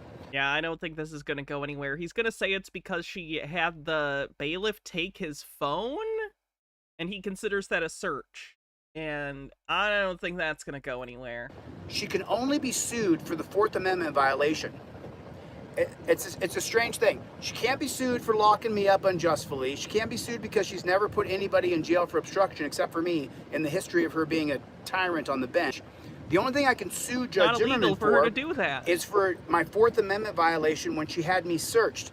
And the only reason I can sue her for the 4th Amendment violation is because there was no exigent circumstances. So let's say, for example, that I was recording with my phone in court. Well, what that means is that it's an administrative process. There's no exigent circumstances where my 4th Amendment has to be violated, where she would trigger me before court begins by having Your phone was taken because you were recording things in the courtroom that you weren't allowed to film, allegedly. The bailiff search me and skiff me down and put his hands in my pockets and snatch my phones out of my hand. So the only legitimate path forward to sue Zimmerman is for the 4th Amendment violation. And when you read the lawsuit, which I'll put on my website, you guys can read the lawsuit. I guess I'll get it up there maybe on Saturday. I've got a little bit more tweaking to go, but the bulk of the lawsuit is written. It's done. So when Zimmerman decided that she was going to have me searched in the courtroom, if she's going to do something like that, that's an administrative process, and she can't do it without exigent circumstances. So I've been working on this lawsuit for the past few days, and that's what I'm going to sue Zimmerman for. And Zimmerman can be held accountable for the 4th Amendment violation, as long as it's not has anything to do with sentencing or the punishment for the alleged crime. She has absolute immunity.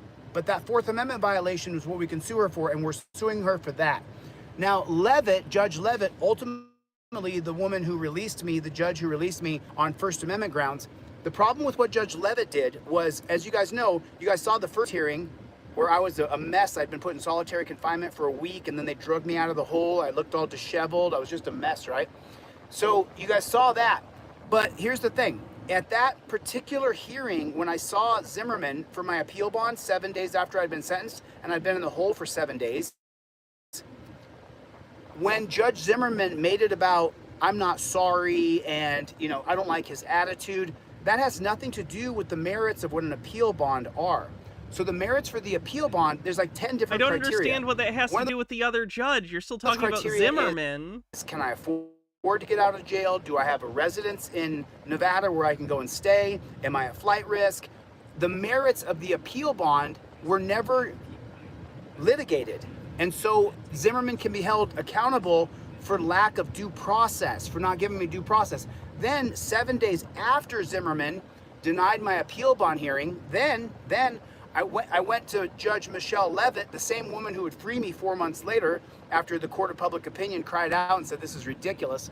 It wasn't the court of public opinion that got you released. It was the court, the actual court, the judge that you're now suing? When I went in front of Levitt's court 2 weeks after I had been in jail, Judge Levitt simply vacated the hearing and didn't give me any due process. Well, that's a violation of my 5th Amendment and my 14th Amendment. So on Monday, we're suing them. Now, we're also suing Brendan Bork again. We have a partial summary judgment already against Brendan Bork. What I have done is I'm filing motions to the judge to reconsider giving Bork qualified immunity in the first lawsuit that I filed a week after he arrested me. And I also have another motion in to reconsider the Monell claim in my first lawsuit. So you filed these like a year ago and you're having them reconsider shit? What? A lot of things going on, lot of moving parts. But so then here's the big one. Suing Agnes Botham, the prosecutor who originally recommended that I get a suspended sentence with a $500 fine. At the appeal bond hearing, when Zimmerman didn't give me due process and said, oh, I just don't like his attitude, he's not sorry, have you seen the videos he's making from jail? That has nothing to do with an appeal bond hearing. But at that appeal bond hearing, Agnes Botham, whatever her last name is, I can't pronounce it properly, she then said to the judge, no, you found him guilty, Your Honor, he should be in jail. Well, that's a malicious prosecution, so we're suing Agnes. How is that malicious prosecution? The prosecutor for malicious prosecution under the 2023 case of Thompson versus Clark. So I've been working on this lawsuit for the past 5 or 6 days. We have it drafted. It's all ready to go. I'm just 100% used ChatGPT to help draft that lawsuit. Going to add in one more party, which is Brendan Bork. And the reason why we're suing the cop, Brendan Bork, again, is because he lied on the stand. He said, I didn't step back when I did step back. That's what he said. So we have, Brendan, you're getting sued again, you fucking pig, you piece of shit, garbage man. He's getting sued again, 100%. I'm gonna juice my brakes right here so I can see what's going on. So that's what's going on in the world over here. So on Monday, you guys get ready. On Monday, we're suing Zimmerman. I'm finally going to sue that bitch of a tyrannical judge. And the thing is that artificial intelligence and lawyers are telling me that she won't be held accountable, but she could. Probably listen to the lawyers and disregard anything AI has ever said to you. What is wrong with everyone in the world? Could be held accountable for that 4th Amendment violation. She could be held accountable for the 4th Amendment violation. So we're going to sue her for that 4th Amendment violation, and hopefully she's sued in her individual capacity or February. I'm not entirely sure. Someone else will be able to know the answer better than me because I'm live right now and I can't look it up. But someone came in the chat last week and said, did you guys double tap the screen? Did you hit the subscribe button? Hit the subscribe button because on Monday you're going to get to watch me sue 2 judges, a prosecutor, a cop, and Clark County. Hit the subscribe button right now and double tap on your screen. Double tap. Everybody double tap. Double tap. Take your finger and just do this on the screen. Just do that for me if you would, pretty please. He's very annoying. I'm sorry. A big family thing this weekend. So I'm getting together with like 100 family members this weekend. So it's gonna be a really good one. I'm really looking forward to this because I don't get to see my family because most of my family lives either in Alaska, Minnesota, Oregon. My family lives all over the country and I hardly ever get to see them, but very few of my family members live in California. So What's the matter, you? I can see that one. So that's the update on Chili.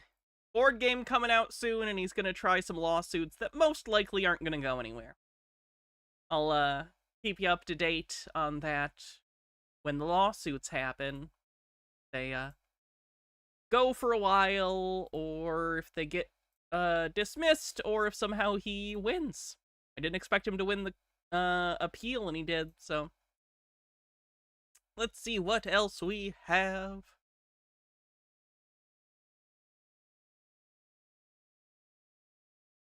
Oh, this gets intense. It's a little bit of a slow burn, but once you get into it, it gets very intense. Mr. Fantera, if you, the court will call the... We've seen some of the previous stuff on this. This is a landlord-tenant case, and basically, he's refusing to move out, and refusing to pay rent. And apparently, she's also trying to sue the judge, and the plaintiff's lawyer, and, basically everyone. Big shit show. Case of the Ranches of Rosebrook versus Anais Bottle, case number 25C-1245. Good morning, Your Honor. David Fantera on behalf of the plaintiff.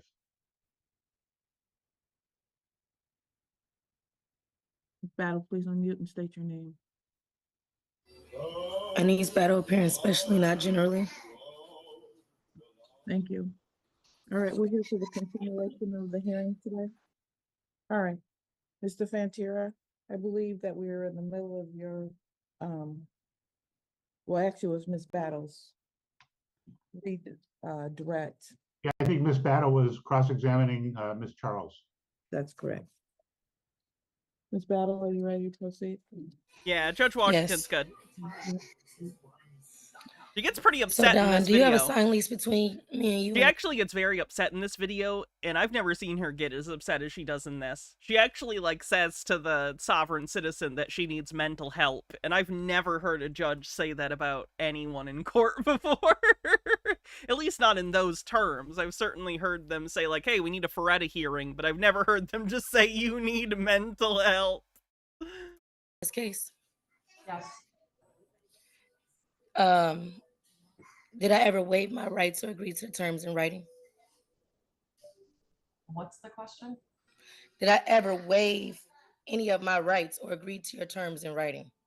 Your Honor. You agreed to the terms when you signed the contract. It doesn't have to do with waiving your rights necessarily, but you agreed to the terms of the contract of the lease. I object. I have no idea what that means. Meaning that there are waivers inside of the lease. Your Honor, she's got a signed lease. That lease was, we moved to have that admitted last time, and it was admitted. Ms. Battle did not object. So I don't know what she's asking right now when she talks about a waiver. She signed the lease. Okay, that's fine. Are you aware Okay, let's move on. of the notice of rescission that was sent? Yes. Your Honor, I object. Rescission, we can't go down this road again. Why are we not going down the road? Let him finish his objection. Because you can't unilaterally rescind a contract, and if you did somehow rescind that contract, that's the lease. So you would be trespassing, because you wouldn't have a signed lease to give you the right to be on that property. Please. Okay. Your Honor, this case is not about rescission. It's about, this is a non-payment of rent, pay and stay case. The question is, how much money does she owe in order to stay in her lease? She believes, and she stated, and she was overruled by Judge Vandenberg, and I believe by you, that her belief that she rescinded her lease and therefore she gets to stay until she finds a new place is not the law, and she should not be allowed to pursue that line of questioning. This is not about rescission, which, by the way, she hasn't done anyway. All right. So your argument is that her question is not a legal question and therefore you object. It's not based upon law. It is based upon, what law is it not based upon? It's based upon. What law is it not based upon? A nonsense question. Common law. You have not proven or stated any laws or facts that back what you're saying. Unlike me, I have. Yeah, but you stated them all wrong. And one of the things you stated was the Magna Carta, which was from the 12th century. in England. Your No, Honor, I stated it under common law Everyone, please and stop. landlord-tenant acts. That's not, we're not under common law anymore, ma'am, and that's a part of the problem with sovereign citizens. They think they know the law when they don't. That is Well, not. that sounds prejudiced and biased because I'm not a sovereign citizen. So it seems like It's prejudiced and biased that you're calling me the thing that I am definitionally. you're trying to group me in with them, and that I am not. Well, whatever you're using as your basis is still not correct. It is not the It law. is. It's still under It's MCL not and it's under the Landlord-Tenant Act. overruled. my objection is overruled, Your Honor. No, the objection is sustained. Her question that cannot be asked. So you're saying I can't ask about the contract that's in question? No, I'm saying that you have no basis for asking whether the contract was rescinded or not. Why would I not have basis for asking if the contract was Because that's rescinded or not not? the law. You don't get to unilaterally rescind anything, ma'am. Well, again, as I stated, My ruling, I'm not arguing with you anymore about it. right, it's not an argument. So just let the record show that there is no law or basis to what she's saying. And she has Let the record show I think I know the law better than the judge. not yet stated any law or fact behind this objection to Ma'am, asking these please questions. move I will on. continue. I will continue. Okay. Did you write me a notice to quit filing this action? A notice to quit? Yes. No. I think she's referring to a demand for possession, A Dawn. demand for possession, yes. No, a notice to quit. No. Right. Do you have proof of delivery or service of any notice to quit? No, I didn't send one. Right. Are you aware that MCL 657-16 requires a notice to quit before initiating an eviction? Your Honor, I object. I object. Miss Battle is confusing the term notice to quit with demand for possession. A notice to quit is how you start a termination of tenancy case. This case was started with a demand for possession. If Miss Battle wants to use the wrong term, she's going to get the wrong answer. The statute says that we can start a non-payment of rent case with a demand for possession, and that was issued. And if she asked that question, Ms. Charles can answer that question. Okay, so she was basically referring to something that would be relevant in a different kind of eviction that was initiated differently, but that's not how this one was initiated, therefore what she said was irrelevant. Is there proof of service? Is there proof of delivery on that demand for possession? Miss Battle, can you do me a favor, please, ma'am? Yeah. Give me one moment. You cited a statute that I actually need to look at. MCL what? I'm sorry? What was the statute that you cited?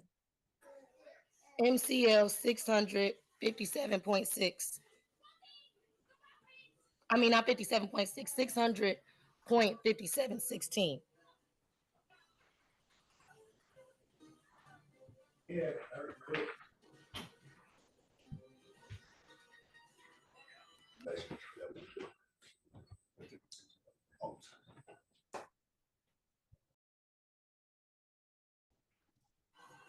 Yes, I had read it when I first did this. It uses the term demand for possession. Okay, everybody please stop talking. It says, a demand for possession or payment shall be in writing addressed to the person in possession and shall give the address or other brief description of the premises. It's a demand for possession, not a notice to quit.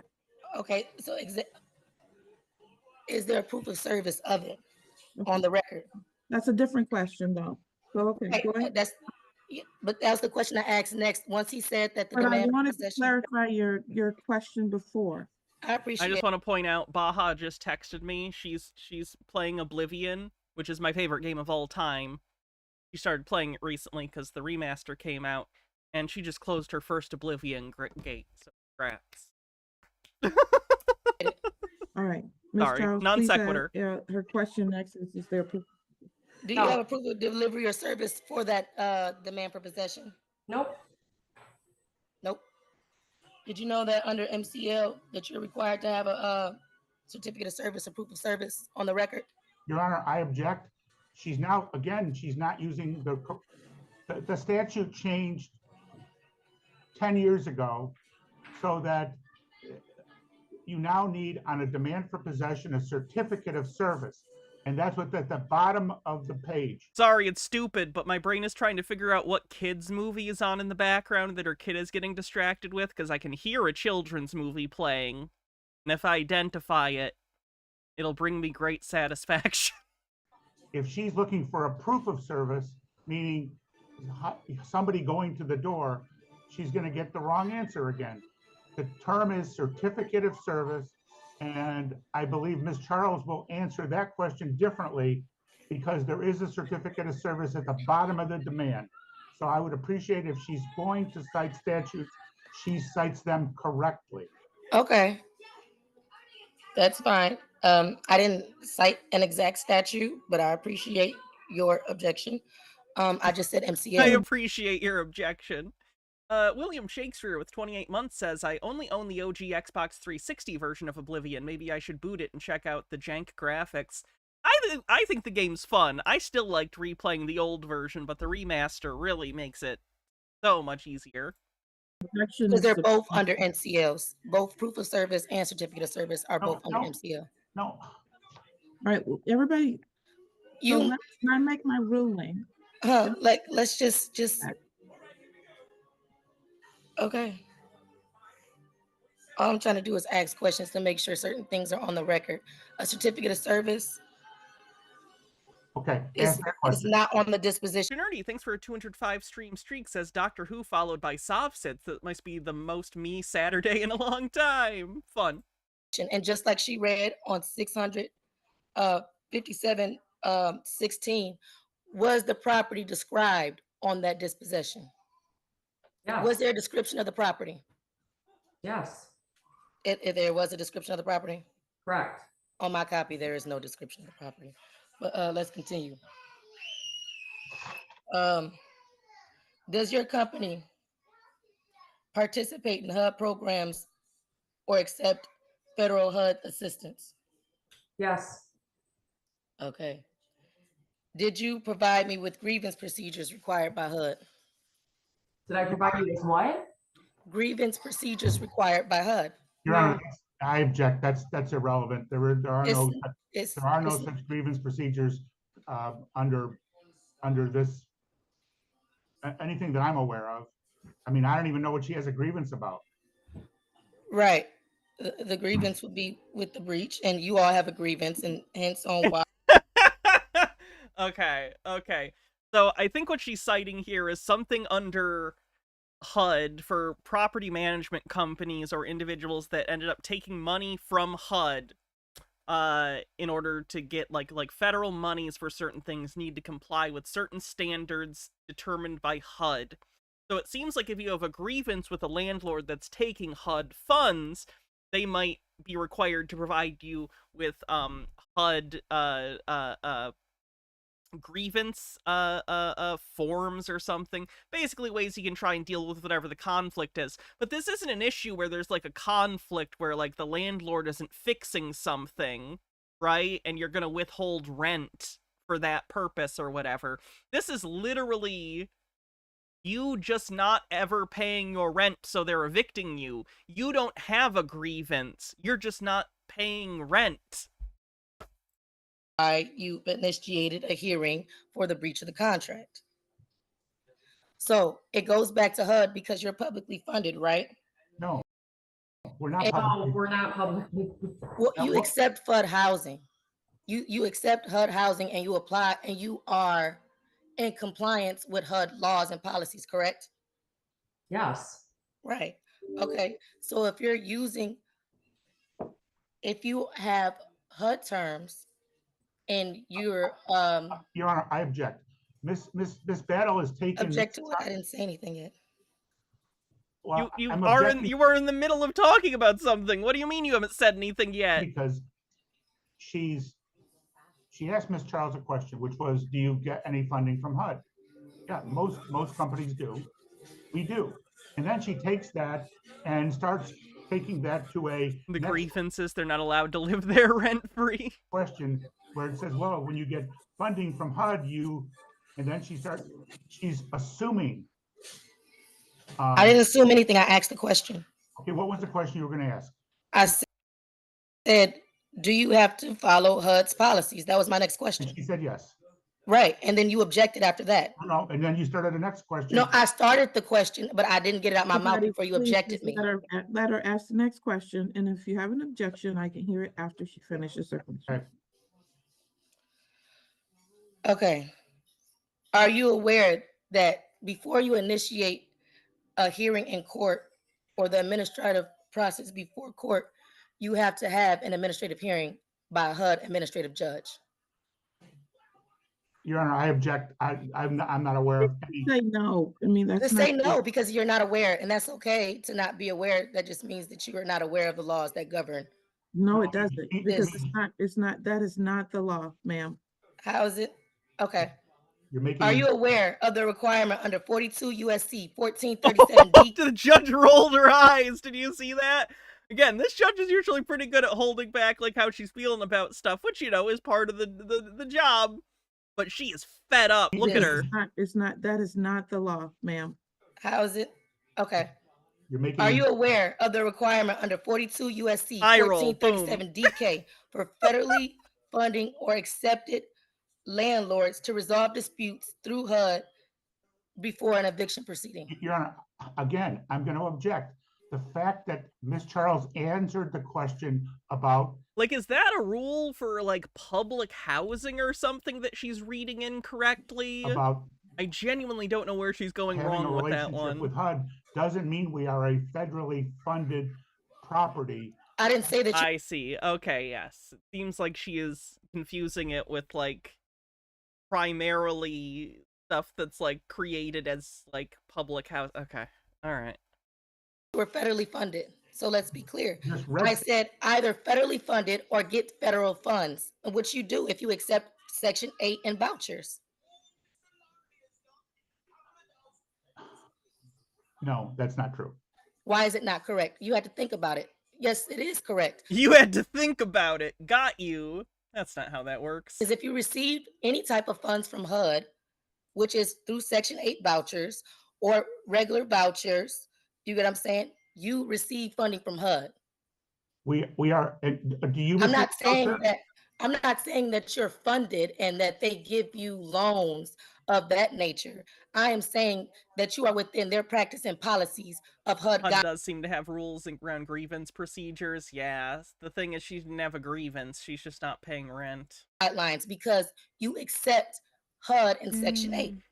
Your Honor, I object to this whole line of questioning. Ms. Battle does not receive a voucher, and so all of this questioning. Oh, she's not even like using Section 8 or anything. She doesn't even have HUD assistance. Oh, she's just saying because the company engages in it. That's funny. Well, it doesn't matter. Why would they give you HUD guidelines for things when you're not in any of their programs? What?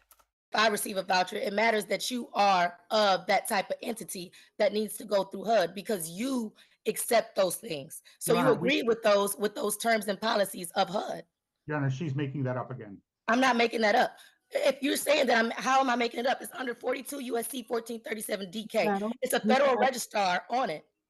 Ms. Battle, you've made your record. My ruling is still that every entity that has to file a landlord-tenant action does not have to go through that process to collect rent, ma'am. That is not how it works. Okay.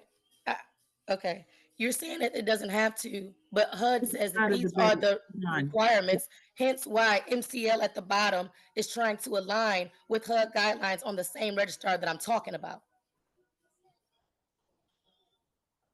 You have those codes at the bottom that match up with HUD. Move on. Okay. So, well, obviously, if I can't really get a line of questioning, I'm being objected because he feels it's not right. He is objecting with no laws or facts behind anything he's saying. He's just thinking it off the top of his head. Because he recognizes that you're making a fallacious argument. Like, if someone makes a fallacious argument to me and it's nonsense, I can just say that's not true because you haven't established the truth of the statement.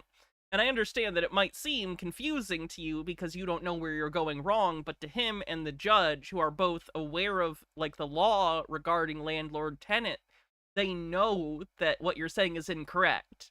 So, like, I understand that for your understanding, it would be more helpful for them to maybe explain it further.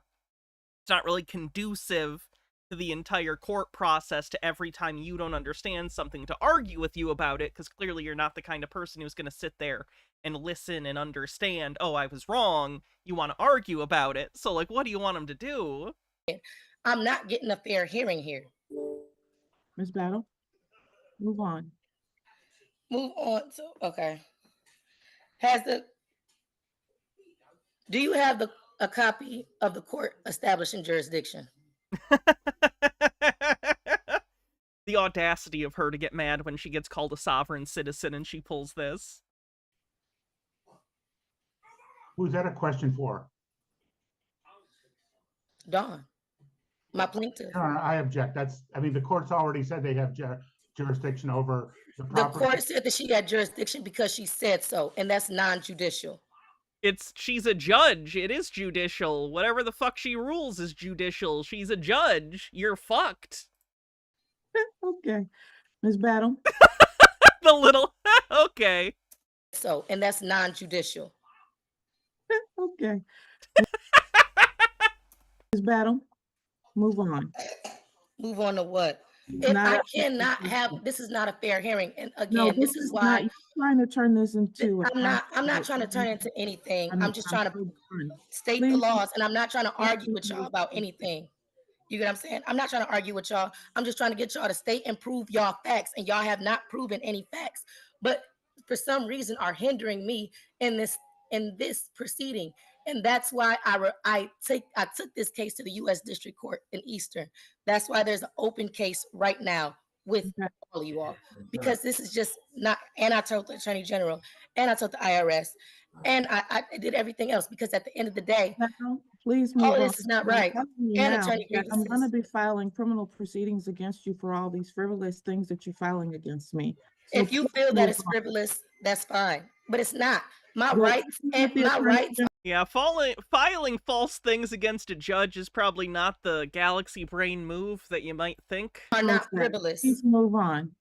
It's honestly, if I can't have a fair hearing, nobody has any facts. Y'all talked about constructive possession. Nobody wants to talk about that. Y'all keep saying that I rescinded a contract unilaterally. That's not the case. It's called No, they're saying you didn't. That's the point. You're the one claiming you did or implying you did.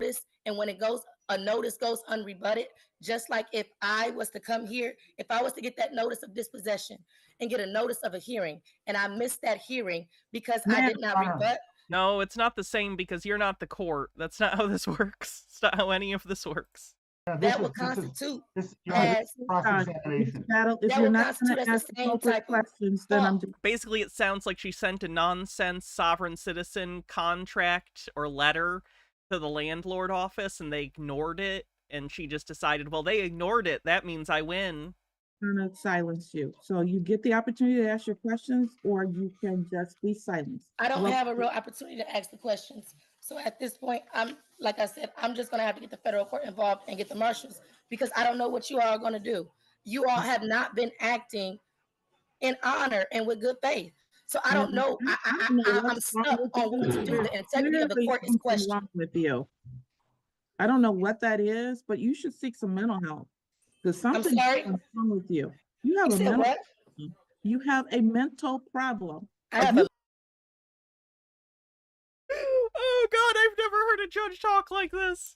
Mental problem, how? The United States don't apply to you, and you get to make them up as you go along, like you know more than everybody else in the world. There's clearly something wrong with you. No, what did I make up? All of it. What? Be specific. No, be specific, because now you're lying on the record. This is perjury. I didn't make nothing up. 42 USC definitely applies to this case. All right. Jurisdiction is a threshold. Ma'am, if you don't stop, I'm going to remove you from the court proceeding. So, Mr. Fantera, apparently we're not going to have a reasonable hearing here today because Ms. Battle feels as though the laws are very different for her as opposed to everybody else in the world. I'm not certain how to handle this going forward. You have submitted your documentation and she wants to argue stuff that's not law, regardless of my rulings. So therefore, I'm not sure what to do with respect to your case. I would ask for a directed verdict. She hasn't said anything that is a defense to my action. And I submitted a proposed judgment this morning. There's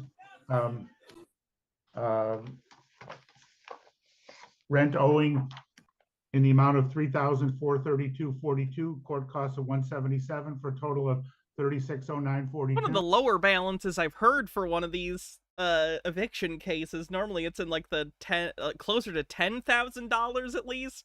3,000. Okay.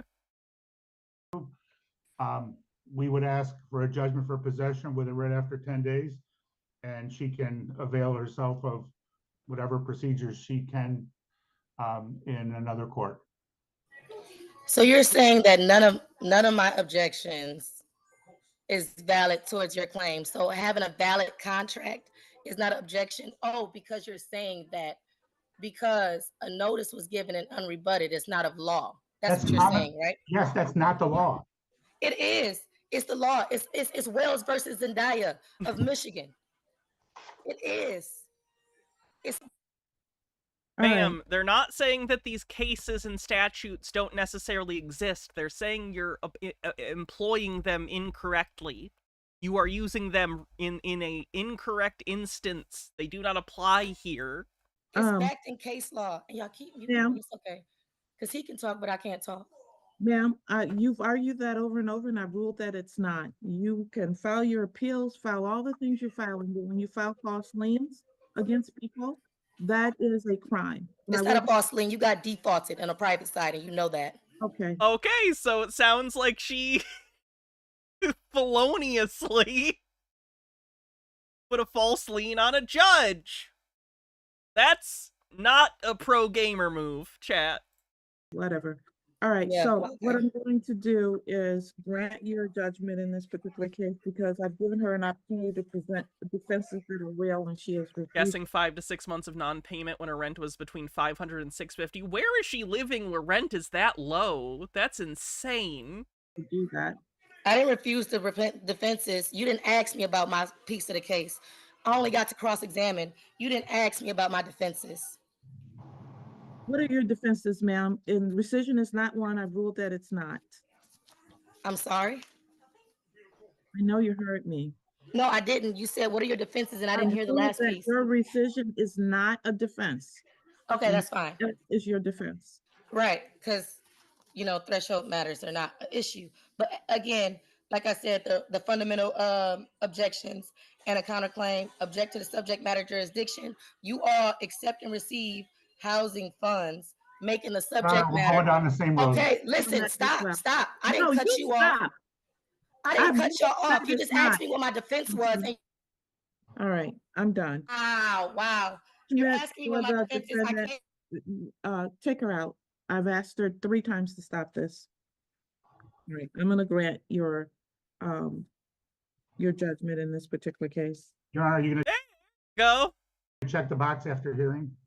Yes. Thank you. Thank you. I'm sorry. Thank you, Judge Washington. I'm sorry you had to go through that. All right, thank you. Thanks. Appreciate it. Bye. Bye. So yeah, they had a directed judgment. She lost.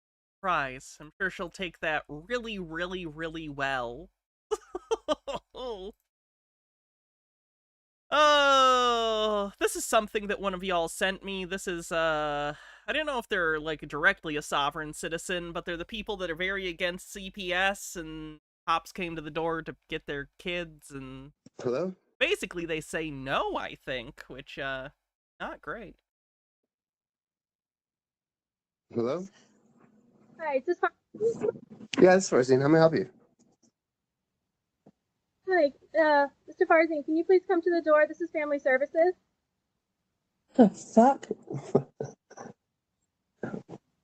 What is this about? If you could please come to the door. I'd rather just talk to you over the intercom. Sir, this is the sheriff's office. We need you to come to the door and speak to you, please.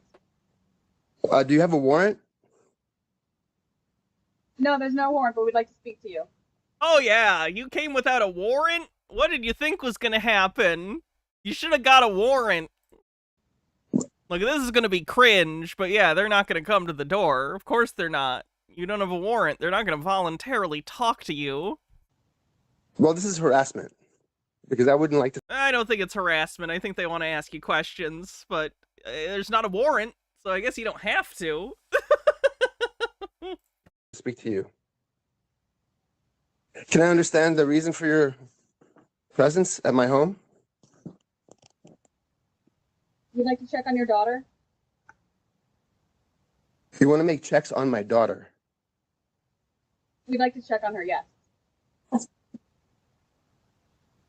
Which one? Which one? Your baby, Roxana? What gives you the right to come to my home and harass me about my child? Curious what the instigation for the call was. Like, I wonder if a family member or friend or something reported something? What makes you feel as though you are entitled to come to my home under color of law, armed to the teeth, ask to see my child? What gives you that right? I want to inform you that you are violating my constitutional rights by being here. This is harassment. They're not violating your constitutional rights to come to your door and ask to talk to you. Ugh. And I will prosecute. No, they said it's a baby. They said it was a baby. Babies aren't in school. I will, to the fullest extent that I can. I've already talked to Emily's mother. She, I believe, spoke to you, and she forwarded your information to me. And there's a defamation suit coming. Guessing if they don't let CPS in next time, they'll come back with a warrant. Hopefully, there's enough grounds for a warrant. I don't know who Maybe a daycare worker, possibly. has been filing these charges, but a lot of false charges have been coming down. I believe it's Amanda McIntosh now. She also filed an assault charge that was null prost for lack of evidence. And there's a long history back there. And I don't think you've searched that. So what is your business being here, and why are you here? As I said, I would like to speak with you, and I would like to check on your daughter. I'm speaking to you now. Well, I would like to speak with you in person. I would like to have a record of it and speak to you through my camera. I have my body cam after, sir. We're recording it. I don't trust the law, and I don't trust the officers of the law.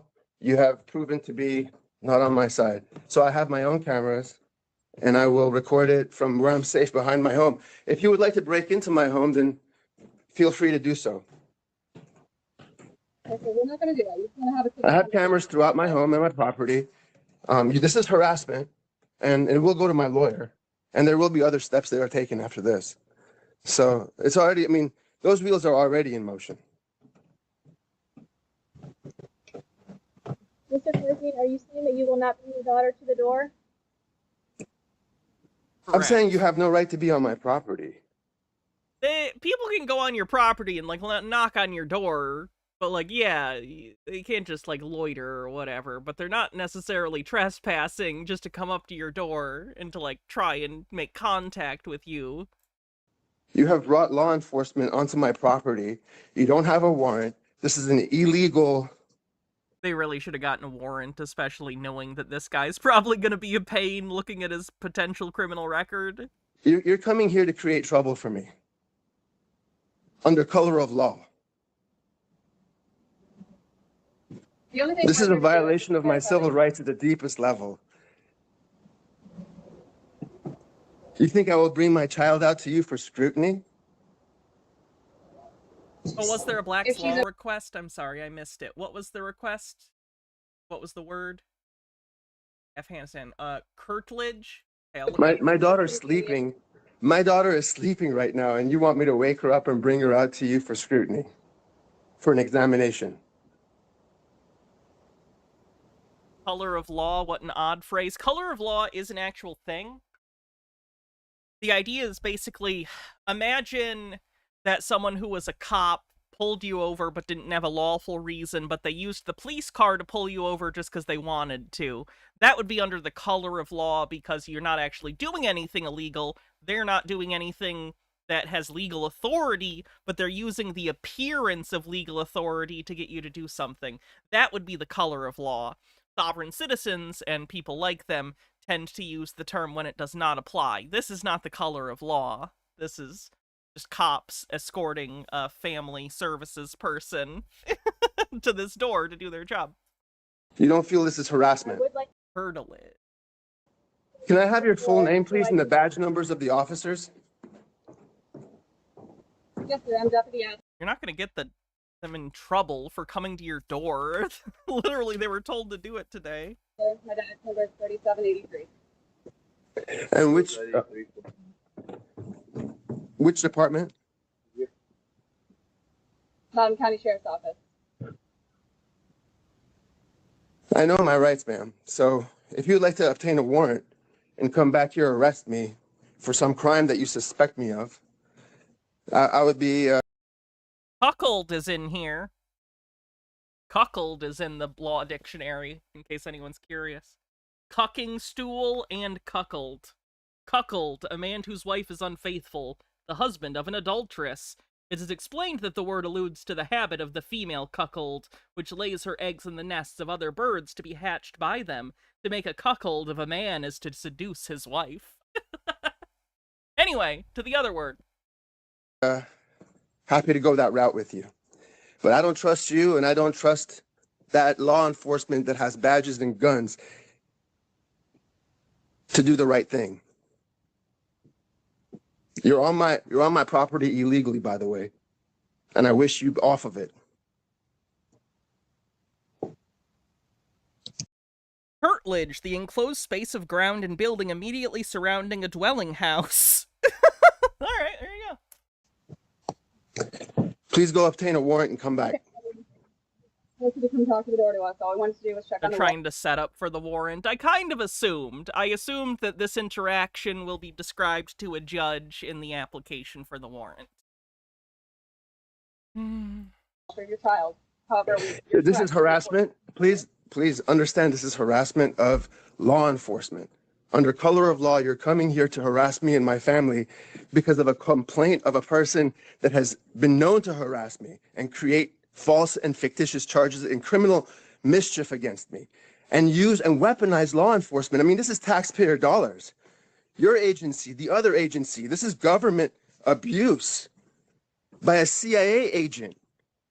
Oh, okay. That's interesting. That suddenly throws some flags of paranoia. She's going to be in trouble for this too. And so will all of He's claiming a CIA agent is framing him? you. I promise.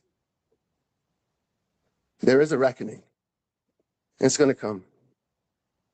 Okay, yeah, I really, really hope they were able to come back and get a warrant, because the way the guy's talking is, concerning? It's gonna be law. It's gonna be all legal. It's all gonna be legitimate. That's the only reckoning I'm talking about. Law and legal. I think he realized that he fucked up by saying a retribution is coming. Oh boy, that was something. All right, moving on.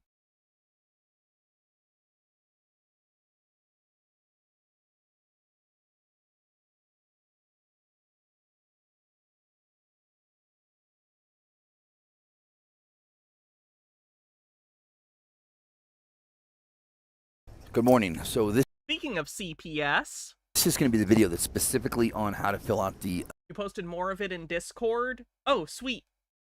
You put it in the live stream chat? Or where? Where is... The CPS affidavit. I'm looking.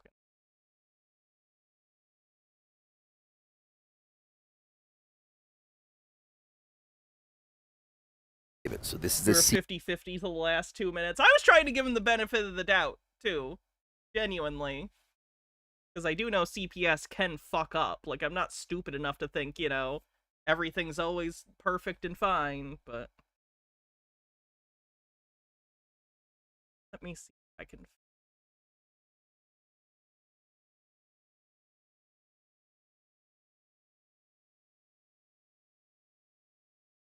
How long ago did you post it in Sobsit's Lilac?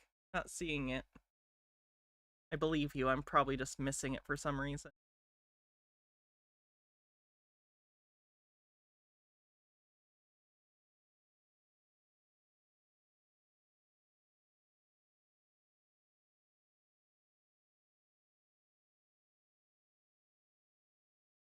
I don't see it. Again, I believe, but I'm having a hard time finding it.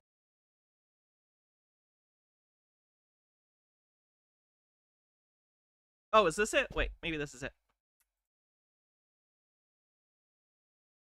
I'm not a guy with a gun. You are a guy with a gun. You This is a separate thing, right? are a guy with a gun in a building where I've been told that I am not allowed to have the equal right to self-defense. What if you walked into a government building and confronted all of the state employees? You can have a gun. Why can't I have a Well, gun? here- Okay, I don't think that's the one. What? Like a conspiracy. 413? What did you say this building is then? City. Go look.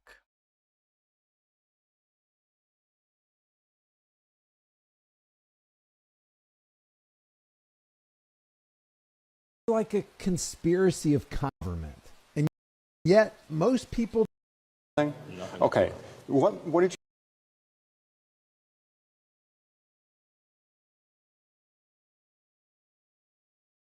Oh, there it is. I think.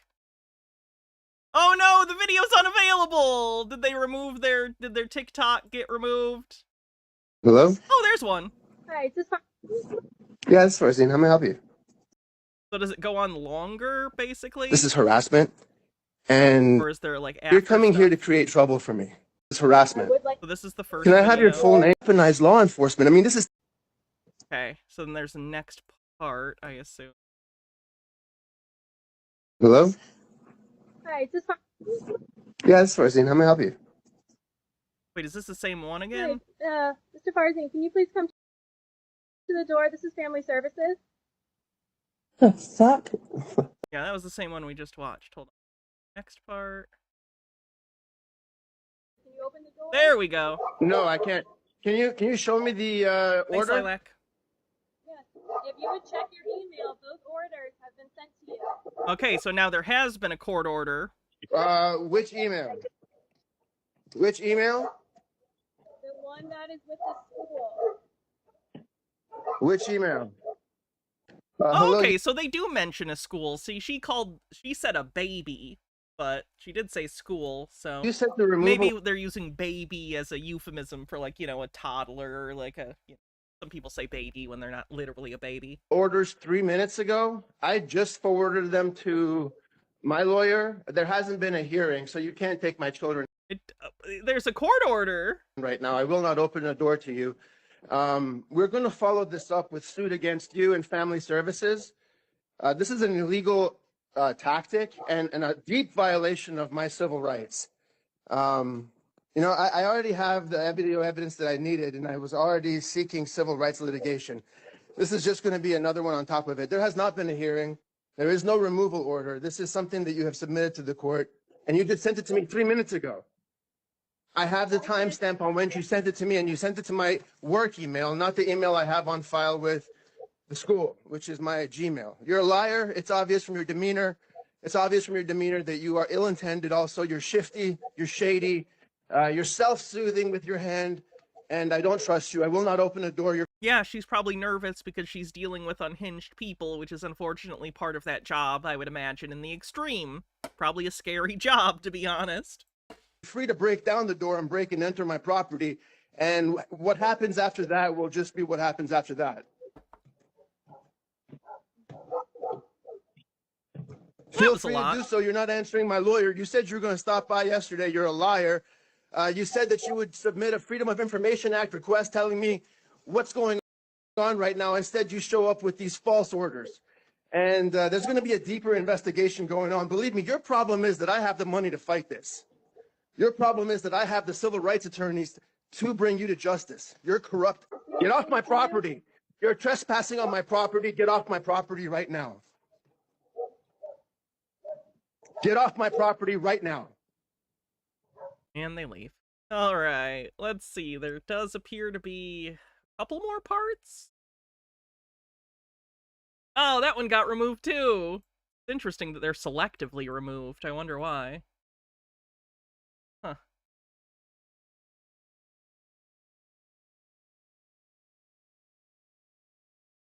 Okay, let's see if the last one was removed. Ah, that's a shame. All right, we only got the 2, but still. All right, here's another Sobsit talking about CPS. Good morning. So this is going to be the video that's specifically on how to fill out the CPS affidavit. So this is the CPS affidavit. This is for anyone who has had a child removed from their custody or care in violation of the Bid with kids in view, maybe. It's possible. Constitution of the United States. So again, wow, he's filming a video on an airplane. If I'm on an airplane with you and you try to film a YouTube video, only one of us is going to be there when we land. when the Constitution doesn't have a specific right enumerated, meaning that it's written, then it can be incorporated. It can be incorporated through the United States Supreme Court through ruling, which they did in 1984. It was Roberts versus United States, where the Supreme Court of the United States said that you have a right to have an intimate association with your family. Therefore, you have the right to have an intimate relationship with your child without governmental interference, and your child has the right to have a relationship with you without governmental interference. So therefore, when government chooses to enact law that interferes with that right to have that relationship with your child, then that would be an unconstitutional act, because your child also has rights, though, and if a parent isn't taking care of them, if a parent is abusing them, then the kid's rights need to be protected by severing that relationship, even if only temporarily, but often longer than that.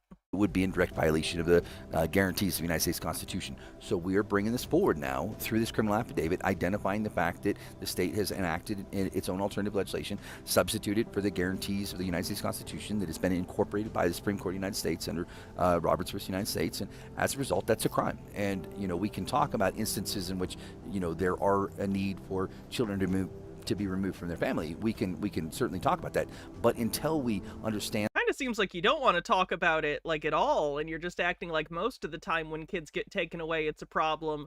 I fully admit that sometimes there are probably times where it's not justified for CPS to take the kids, but I would argue most of the time it probably is.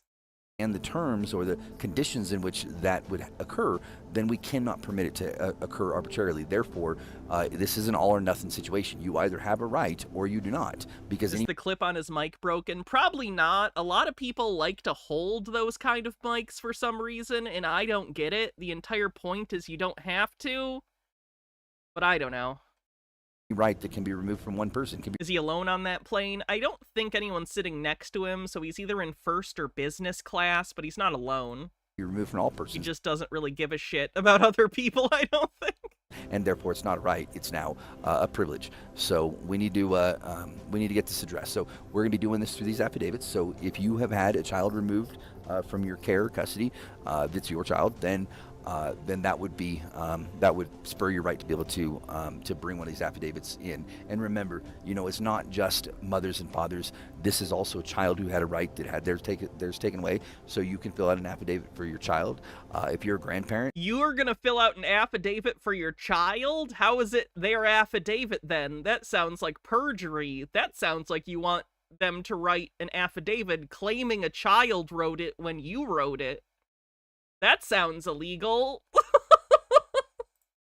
you had your rights taken away because your daughter, your son had their rights terminated. You can also submit because you had a right to have an intimate relationship with that child. Oh, you're right. It does look a little bit more like a bus. Without government. That is a bus. Never mind. Interference. There's no overhead compartments. Yeah, it's a bus. Right was removed without a hearing or without notification, and you were deprived of that right to have a relationship with that child without due process. So this is for filling out these affidavits. Or train, yeah. Here is page 1 of the blank affidavit. Oh, it's literally like it's like Mad Libs. Here's page 2. So this is what you will be accessing on the Google Drive. You'll go out, you'll download the file, and this will be the form that you will print out. You'll need to print out 3 copies of this, so a total of 6 pages. He sells people these, by the way. This is his website. I pulled it up. He seems to sell stuff, or I'm sorry, he asks for donations, but maybe you can get it. Oh, you have to give your email. You have to give him your email, and then you can get the form for the affidavits, and he solicits donations. He does booking. He has a press kit. Oh, wow. Okay. Here now is an example form that I have filled out with information, and so let's go block by block on what needs to be put into this document. So as you can see right here, this is block number 1, for instance, block number 2, block number 3, block number 4. So that's how it's going to go through. Okay. So block number. Sovereign citizens have this idea that like affidavits are like the ultimate form of like legal ammunition, and they're not. Like, it's an affidavit. If you want to actually claim something in court, generally they want you to go and, you know, be able to be cross-examined, because people have the rights to, like, examine and cross-examine witnesses and people making claims. You can't just do affidavits that say, I'm awesome, give me my kid back. That's not how it works. Number 1 is going to be the month in which the child was removed from your custody. Okay, the month in which the child was removed. Block number 2 is going to be the year in which the child was removed. Block number 2 is the year in which the child was removed. Block number 3 is going to be the county that the child was removed from your care or custody. The county in which the child was removed. Block number 4 is going to be the state in which the child was removed from your care or custody. Block number 5 is going to be the individual that this is being filled out for. So if you're filling out for your child, then you're going to put your child's name there. If you're filling out for yourself as the mother or father, put your name here. But make sure that this name is consistent with what the court documents have. So the signature here must be blue ink, okay? Blue ink. Why would it have to be blue ink? The rest of it can be whatever color, but the signature must be blue. Why? With regard to the envelope, okay? The envelope. You're going to be labeling it. The shipping label is going to be "We shall be free care of whichever address you go to." There's 10 addresses that you could choose from. They're all PO boxes. We shall be free Here's the address here. It's a PO box. Bottom left-hand corner, put legal mail. Bottom left-hand. Okay. Corner, put legal mail. Flip it over. Place legal mail on the bottom left-hand corner as well, and sign across the lip. Right after you seal it, sign across the lip, please. Okay, send that in, and that's what we will need. Please do not send anything else in these envelopes. Nothing else. The only thing that we can have in these envelopes is the affidavit and the affidavit alone. We don't need any more evidence, no court documents, no records, no transcripts, nothing else, please. Nothing else in these envelopes. Please continue to donate.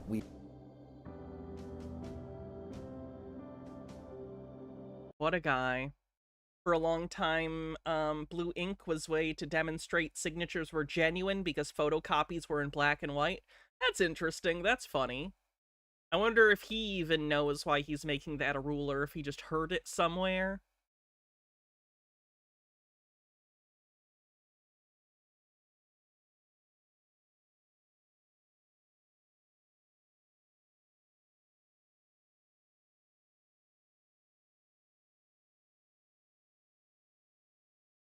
I don't know what it is. It's a custodial arrest.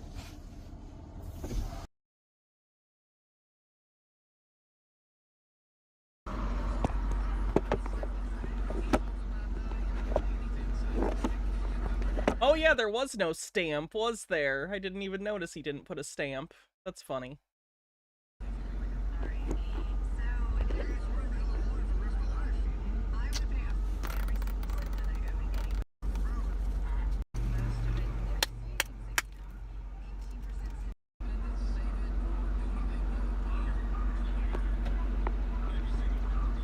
Hey man, where's your insurance at? Not required to have that either. Huh? Paperwork says I don't have to have any of that. No license. This no doesn't tags. have anything to do. It's just a destruction of the record. It's a what? It's the destruction of the record, or the It's arrest a proof record. of the dismissal. Okay. Because We've actually seen this guy before. He had a case dismissed, and he is under the impression that because the case was dismissed, that means he won, and therefore every time he gets pulled over now, and the cops are like, hey man, where's your license? He shows them proof of a case dismissal, which he thinks means he's allowed to do this. I didn't have any of that He's incorrect. before we went to court, and the judge dismissed it because I proved in court it's not required. Have it now. No, That wouldn't be dismissed then. You would have won. I don't have to have it. But you do. You have to have insurance to operate a motor vehicle on South Carolina I'm not roadways. doing any of that. Okay, The who you want judge, to tow your car? the judge says I do not need any of that stuff. Okay, who you want to tow your car? Hey, you need to fill this out. 'Cause You need to fill this out. violating my rights right now, and I'm gonna sue you. You gonna what? Sue you, not the trooper, not the state. Okay. Mr. Phillips. Okay.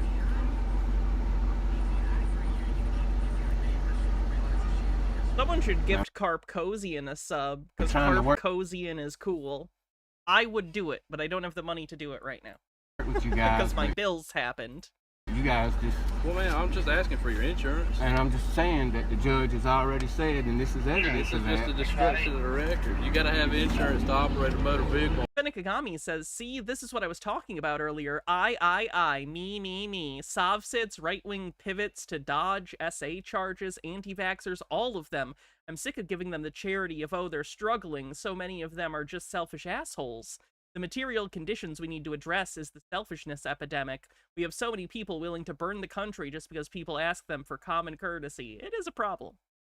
Moira Soma, thanks for gifting that sub to Carp Cozian. Really, really appreciate it. On South Carolina roadways. If that were the case, I would have been found guilty and had to pay all these fines. But the judge dismissed it. You could Okay, but you didn't win, right? It was dismissed probably for some procedural error, or most likely because the cop didn't show up to the actual trial or hearing. simply give him a call. Okay, Judge, you know what Judge he's gonna Cobb. say? Do you have insurance while you're on the road? Judge Cobb. Please, Okay. just give him a call. That's who This is dismissed. just the destruction of the record. So if you got insurance and took it, then yes. No, I've never had insurance. I haven't had insurance But in... that's what you just told me. Oh, it's good that he's admitting to the criminality right to the cop. You took it up there and got it because you brought proof to the court. No, proof that I don't have to have it. Which is this, also. The state can only impose a fee on motor vehicles engaged exclusively in interstate commerce. And that's not what I'm doing.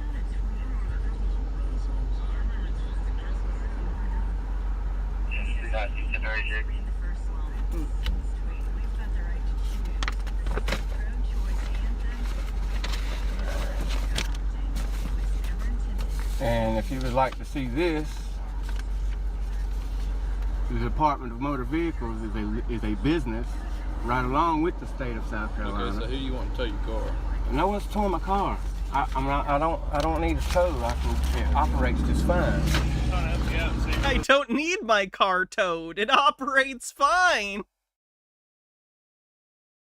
That's like being like, all right, we're giving you a ride to the station. Officer, I don't need a ride.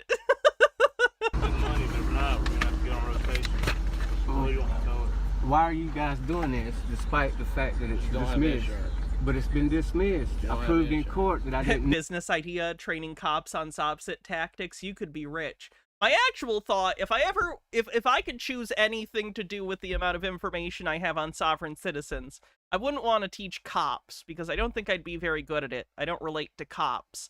What I could do is, the court should have a diversion program for sovereign citizens where they can basically, at least on a first offense like this, instead of getting a ticket or whatever, they can choose to spend an afternoon in a class with me, and I'll explain kindly. I would genuinely try my best, and like not be, I know I'm a sarcastic asshole on this show because that's entertainment, but I care about these people as human beings, and I really think even if a majority of them didn't listen to me, I think I could save one or two of them from going down really stupid paths.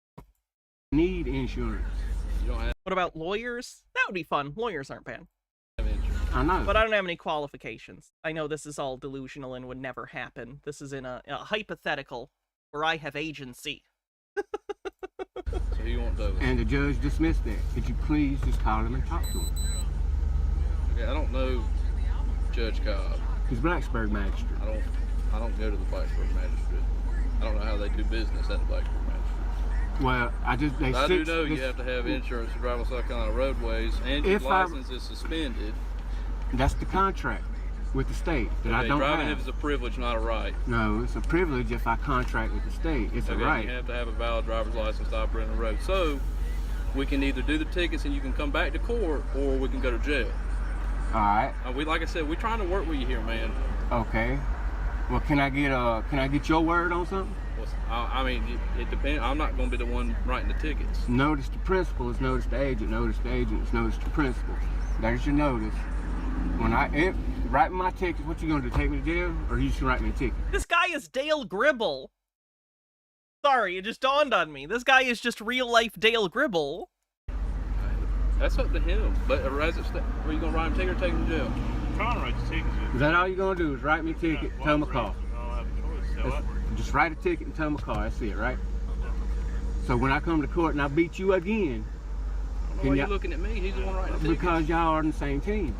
And next time it might be you that sees me with no tag, because there's never going to be a tag on here. So can I get your word that you'll leave me alone?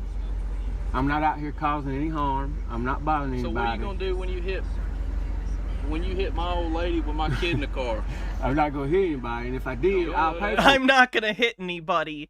That's not your choice. Are you familiar with the definition of an accident? You don't know that? You found more of it. Hell yeah, Lilac. This is the CPS. She sent it to me 3 minutes before she Woo, a little loud. Let me turn that down. came to the door. 3 minutes. She emailed it 3 minutes before you came to the door. And you can't deny that. I'm not denying. I know. Because you don't have any ground to stand on. Well, I do. I have to. Well, you're not telling me what the underlying premise, why is the reason you're here? What's the complaint against me? What's the evidence that you have against me? I told you, sir, that we got the order because there's concern for. What's your concern? You know, like you're citing some enigmatic, ambiguous theories that you have without any evidence, without any cause, without any event, and this is unlawful. I'm going to hold you accountable personally. If I can, and the law allows me to, I am going to attach this to your pension, and everybody else who is violating. What? Instead of threats, he should use pocket sand. I reference pocket sand too much. My Shisha! Constitutional rights by taking my children from me. So they have a court order to get the kids, obviously. If we get involved, what's going to happen is we're going to call the SWAT team out, okay? And they're going to come and get the kids. Okay, they're not here. Huh? They're not here. Where are they? I don't know. You don't know where your kids are? Uh-huh. When's the last time you saw them? Earlier today. Earlier today. Does your wife have them? Yes. Do you know where she is? No.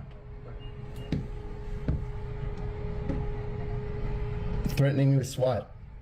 That's Loudoun County PD for you. It's really truly unbelievable. The state is coming with guns and badges to take my 1-month-old daughter. 1 month. Breastfeeding daughter. That's not typically how it happens. I think they were concerned about. I'm not saying you did, but they were concerned that maybe you did or didn't threaten them. So that's why. Threaten who? CPS. Oh, really? And in what way? I don't know the extent of it. I guess maybe potentially like physical altercation. No, not at all. Not at all. I told them that there would be a legal, lawful reckoning for the behavior. It's criminal behavior to come and violate my constitutional rights, to come under color of law and threaten me. They have a warrant now. They have a warrant. To come outside and bring my child for inspection and scrutiny. Is this what occurred last night? This is what occurred yesterday, yeah. Yesterday at 1:13 p.m. 13:13. That was day shift. Yeah, I know. But you guys are here today, and I'm telling you, this woman is violating the law. She's violating my rights, and this is abuse of authority, whether you like it or, I mean, like, you're just doing your job, I get it. I don't know what. You're just doing your job, but it's still abuse of authority, because you're taking my children away from me under the color of law, and it's an unlawful order. Okay, and it's not unlawful, though. Have to all go through litigation. Like, you might not like it, but that doesn't make it color of law. Just gonna have to all go through litigation. Without a doubt, color of law, because we're here. Obviously. I mean, honestly, like you're working as gangsters for the government right now. Guns and badges to enforce the will that is illegal will. Without any evidence, without any proof, without an affidavit of a scorned, bitter woman against me. That's all. That's all. Any topic That's all they have. I mean, like, they have nothing else. I think we can agree. They don't have any evidence. Maybe we disagree on. Maybe we don't agree on how they arrived. You know, like, they can try to entrap me by going to my daughter and saying, "Hey, is there anything going on at the house? Hey." Is that entrapment? Why would that be entrapment? To ask your kid a question? You know, like, is there violence? You know, trying to create a case against me. This is all government entrapment, government framing, government. It's not entrapment to ask your child if they're being abused. Corruption at the deepest level. At the deepest level, you guys are expending resources to try and incriminate me. Listen, you're absolutely 100%. You're part of an organization that is, all right? You're saying that you're not, but your organization is. This is actually the first time that police officers haven't put me in handcuffs for officer safety reasons. That's the first time I've ever heard that from an officer in my life. We're only going to make sure there isn't a fight. That's the first time I've ever heard that in my life. Because as a matter of course, you'll just put me in cuffs, do whatever you want, run roughshod over my constitutional rights, and then release me afterwards and say, you know, go file a report, you know. And that's the way it is. She's coming. Yeah, she's on her way. 100%. No doubt about it. We follow the law, even when it's unlawful and it's a Gestapo American police state. What the court order says. You want to continue recording, or do you want to talk to me for a minute? That's fine. Doesn't matter. Sheesh. Are there any other parts we missed? Would you like to open the door? No, I'd like to talk to you through my door if that's okay. Well, we're here to get Melanie and Roxanne, as we stated. Okay. And your lawyer's here. Well, they're not here right now. Where are they? They went grocery store shopping. Yeah, there's other kids. There's more than just the 1-month-old. She went out to There's get school-age kids as well. I think there's 3 kids. something from the pharmacy. She doesn't feel good. She wasn't feeling well, so she went to the grocery store to get something from the pharmacy. This whole situation has made her feel really sick, and she went with the kids to go pick up something for her. So. Wait, your wife was feeling sick, so she went out to get something with the kids? That seems like a lot. I'd probably be like, hey, hun, oh, you don't feel good? I'll go to the store. I'll even take the kids, because you don't feel very good. That seems like a lot for you to be feeling sick and to go to the store to get your own medicine while wrangling children. I don't know. It's not my place to judge his relationship, I guess, but that sticks out to me a little bit. Speak with your lawyer about us coming and removing the children. I talked to him about the situation, yes. And what did he advise you? To cooperate and comply. Yeah, so we're here to get your children. Why? Why are you here to get my children? What's the premise? What's the evidence you have? No, the order doesn't state the evidence that you have. It's just an order saying that you're going to pick up my children. So why are you doing it? Because there were concerns. What's the concern? Can you state the concern specifically? Does he not understand that they don't want to directly say to his face that he's being accused of, like, physical abuse? Because he's going to flip out if they say that to his face, pretty obviously. He's already upset at the insinuation. If he directly says to them, yeah, we think you might be hitting your kids, if that's the accusation. I'm not positive, but it sounded like they were kind of speaking around that accusation. He's gonna lose his mind. Like, of course they're not gonna directly say it. They're trying to tiptoe around you because they're afraid of you. You're making up lies, and it's not true. So your concerns are not evidence-based for sure, 100%. Which grocery store did they go to? I don't know.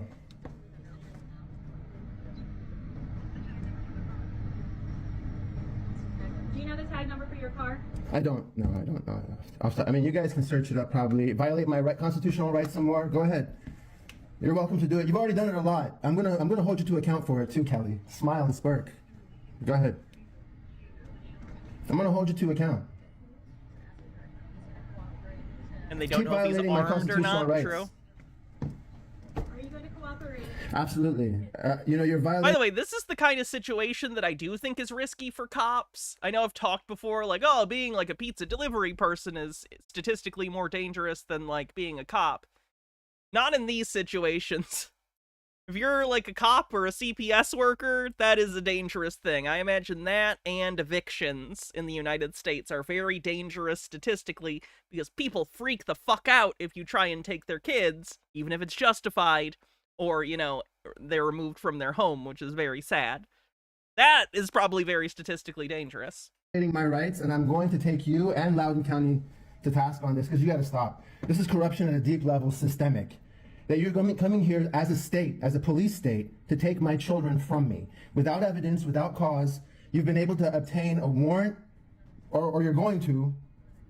And I don't know why you're weaponizing government again. The fact that they are not telling you what evidence they have does not mean they do not have any evidence. Against me. You don't have cause. You haven't reached out to me before. Yesterday you told me you'd come by, you didn't. You didn't call me. You're not acting in good faith. You're not a good faith actor. You're here to cause damage with police.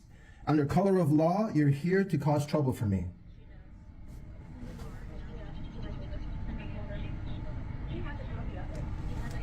Sheesh.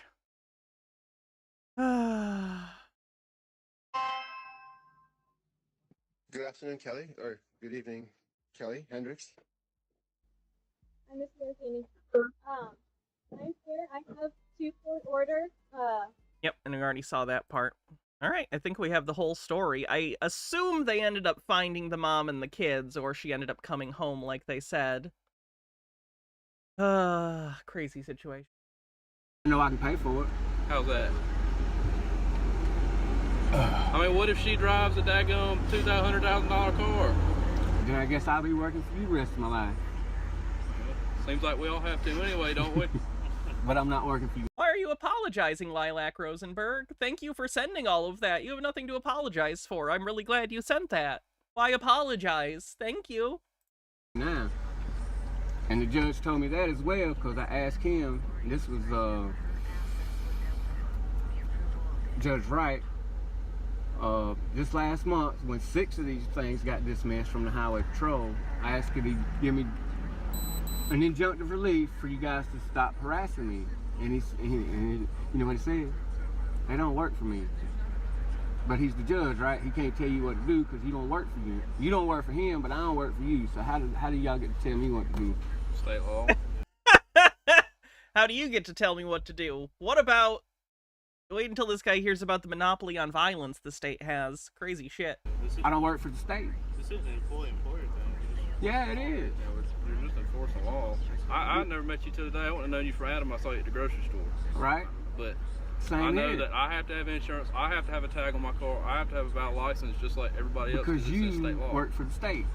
Even if I did, I had one before I worked for the state. Because you didn't know these things. None of you guys seem to know these things. This is what I don't get about sovereign citizens. Sovereign citizens, this is an issue of perspective, I suppose. If you think that you found some secret law that no one else knows about and no one else operates under, then you didn't discover something, because that's not how it works, because these are social, like, rules. Laws are rules we make socially in society that are encoded in law that we agreed to adjudicate specific ways. It's not a thing that you can secretly discover and all of a sudden, oh, it's been different all along. It's just not how it works. Well, like I said, The judge knew it, and that's why he dismissed it. Well, that's the 2 ways that the trooper here can play it. All right, It's either you can do it and show up, and y'all can all handle it in the courtroom, or. But you gonna leave me alone after that? If one more dismissal gonna convince you that I don't have to have none of this stuff? We'll see. You're gonna have to see how it plays out in the courtroom. Who's the head of the Highway Patrol? The head, Colonel Chris Williamson in Colonel Blythewood. Guess that's who I need to talk to then, ain't it? That's who you feel you need to talk to. Oh, I need to talk to somebody that's gonna get the word to you guys that y'all really can't be doing this. I mean, I don't know if either one of you served in the military or not, but I know they hire a lot of military personnel. What freedoms were you over there fighting for if I'm not free to move without permission or fee? Which, like I said, the Supreme Court says...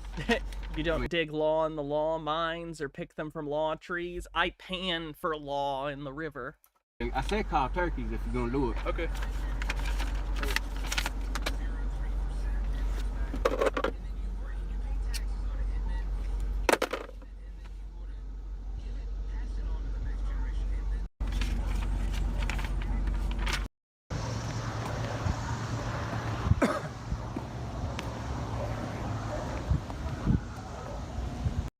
$2. That be all? Yep. Did he get up in the middle of the stop and go into the fucking store? What is he doing? He went into the gas station in the middle of a traffic stop?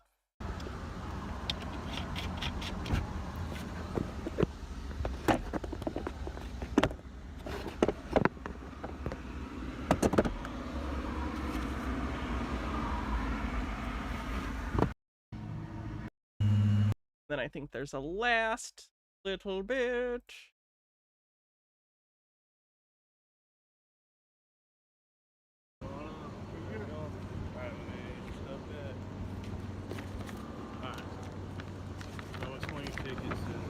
Where court is and all that, which I'm sure you know. Yeah. Alright. You didn't sign these. Alright, so You didn't sign these. He's mad the cop didn't sign his bullshit. Scared. Why was he pulled over? No license plate, no insurance. Typical Sobsit stuff. Okay, so the first one is going to be operating without registration, so it's $155. You have a court date of September 21st. Yeah, so more tickets and court dates. 312 East Front Street, okay? I got shit I need to do today, so what I'm supposed to do now? Just showed you the Supreme Court. What a fool.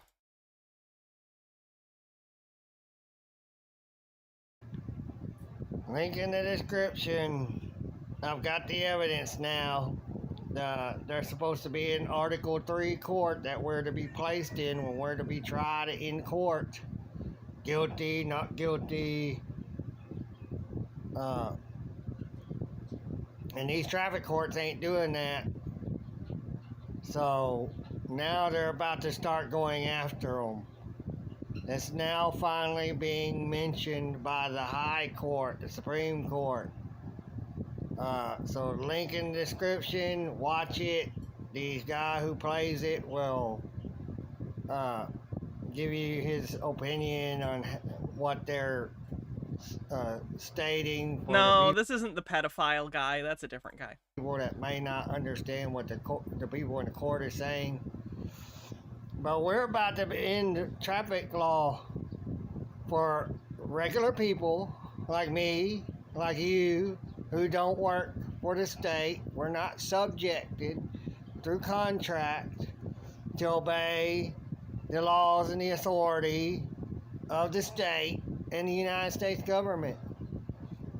Unless you create a victim, damaging their property, hurting someone, murdering someone, you know, being violent towards someone, stealing, which is hurting someone. Because you know you're stealing something from them, that hurts them, they don't have that no more, and that took money out of their away from He has such a way with words. them because they paid for it. But yep, it's about to be over. So we may not need passports and all that crap. These courts these cops will have to start finding out if you work for the state or not. If you don't work for the state, they can't touch you. You don't have to have plates and registration and all and insurance. They're fixing to end it, and I can't wait. You all take care. Bye. Bye. When you court, bye. That's just the guy you linked to.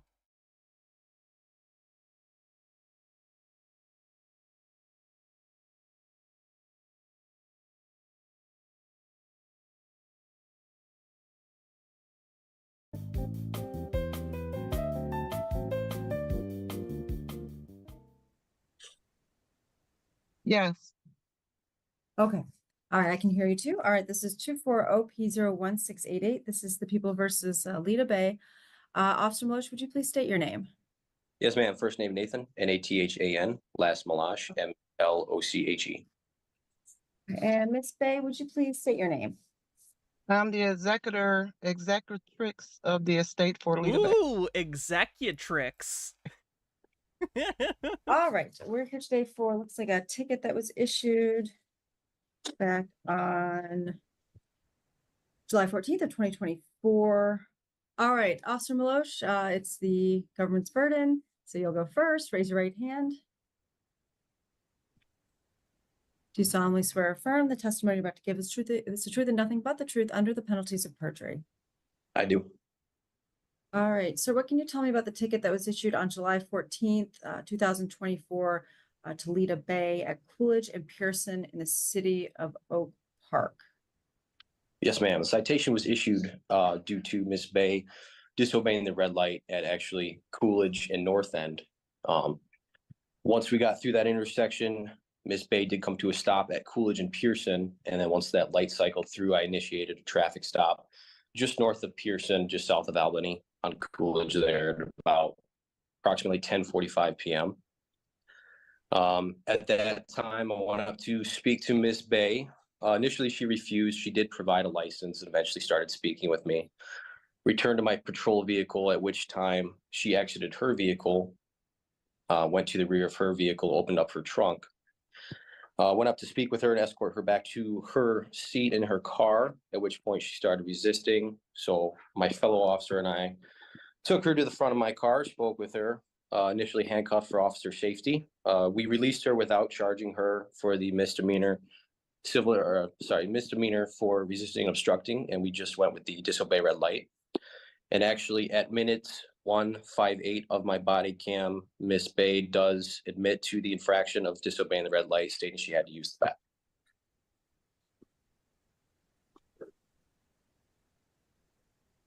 English needs a neuter suffix for person who does action in addition to masculine and obviously superior feminine.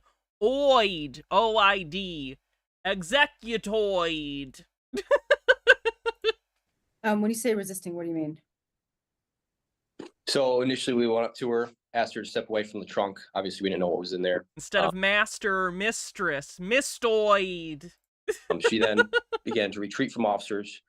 We then grabbed her arm to help escort her to her vehicle, at which point she tensed up, pulled away, and started screaming at us.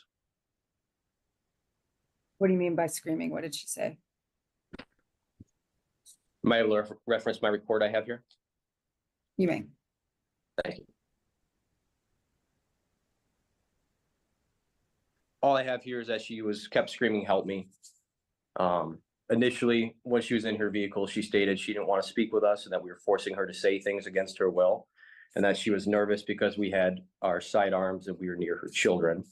Once she was resisting, all I have noted here is that she kept screaming, "Help me." And that's all I've got in terms of that. I don't have access to my body camera footage at this time. Why is that? This is virtual court, so I don't have access to evidence.com.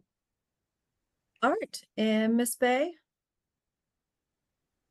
I'm the executrix for the hi, I'm the executrix for the Hi, I'm the executrix for Lita Bay. All right, Miss Bay, raise your right hand. Do you solemnly swear or affirm that the testimony you're about to give is the truth and nothing but the truth under the penalties of perjury?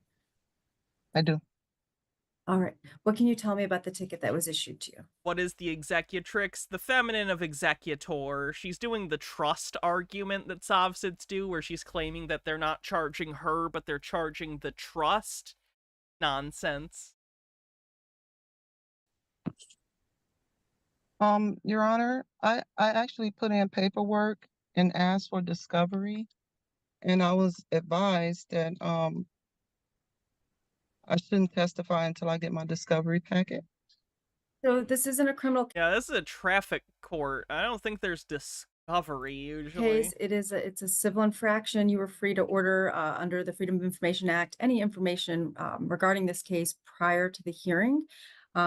So it's not like a criminal case. It's a different standard. It's just a preponderance. It's not beyond a reasonable doubt. But you most certainly would have had access to that if you just FOIA'd the report or the body cam in this case. But we are having the hearing today, and you're free to give me your side of the story if you so choose. On the day in question, On the final clip, but it's with the baby. I think that's okay. Babies aren't usually identifiable as adults. Oh, the crying though, that's a lot. I don't know if I want to show that. breastfeeding. Yeah, look, there's probably a reason that the kids got taken away, but I don't want to watch a parent sob over their kid being taken away. Even I have lines, people. That makes me a little uncomfortable. I went through a red light. I had to use the bathroom, like really desperately. I had three teenagers in the car with me. And when the officers approached my vehicle, touching their sidearms, my daughter had the identification, and I explained to them that this was a trust situation, and they didn't care. She was terrified, and she ended up taking out my ID because she did not want us to get killed or beat up or anything, because things have happened to family members. I didn't want to get tased. She does have a license. Why is she doing this She didn't want us to then? get tased or beaten or killed. So she ended up taking out my ID because I did not have to identify. It was not a situation for identifying, but we were forced to because of the guns and stuff, and my children were terrified. My son's girlfriend was in the car. She was terrified. I told him it was a trust situation, and I told him I had to use the restroom, and because he said something about me going through the red light, which there was no traffic. The traffic light is to direct traffic. There was no traffic. What? That doesn't... Okay, so she's admitting to running the red light. She's just saying, well, there was no other cars, so I can run the red light. That's not how it works. You just admitted in court to doing the thing you got the ticket for. What do you think's gonna happen now? I really had to go, and I was really trying to get to the destination because I have a medical condition. Okay, ma'am, none of that allows you to run a red light. It's life-threatening right now. So I explained it was a trust, and they went to the car, and I got out to get tissue out my car, which I have a receipt and a picture that I did have tissue in my car. I was going to use the bathroom on the side of a house or wherever because I was not going to expose myself to waste matter with my blood condition. They came up to me, and I was like, ma'am, what are you doing? They all rushed towards me. They all grabbed me. Then all of a sudden, somebody had their hands between my legs, brisket touching me, my breasts, searching me. They pushed me up against the car. They put cuffs on me in front of my children. You already admitted to the offense?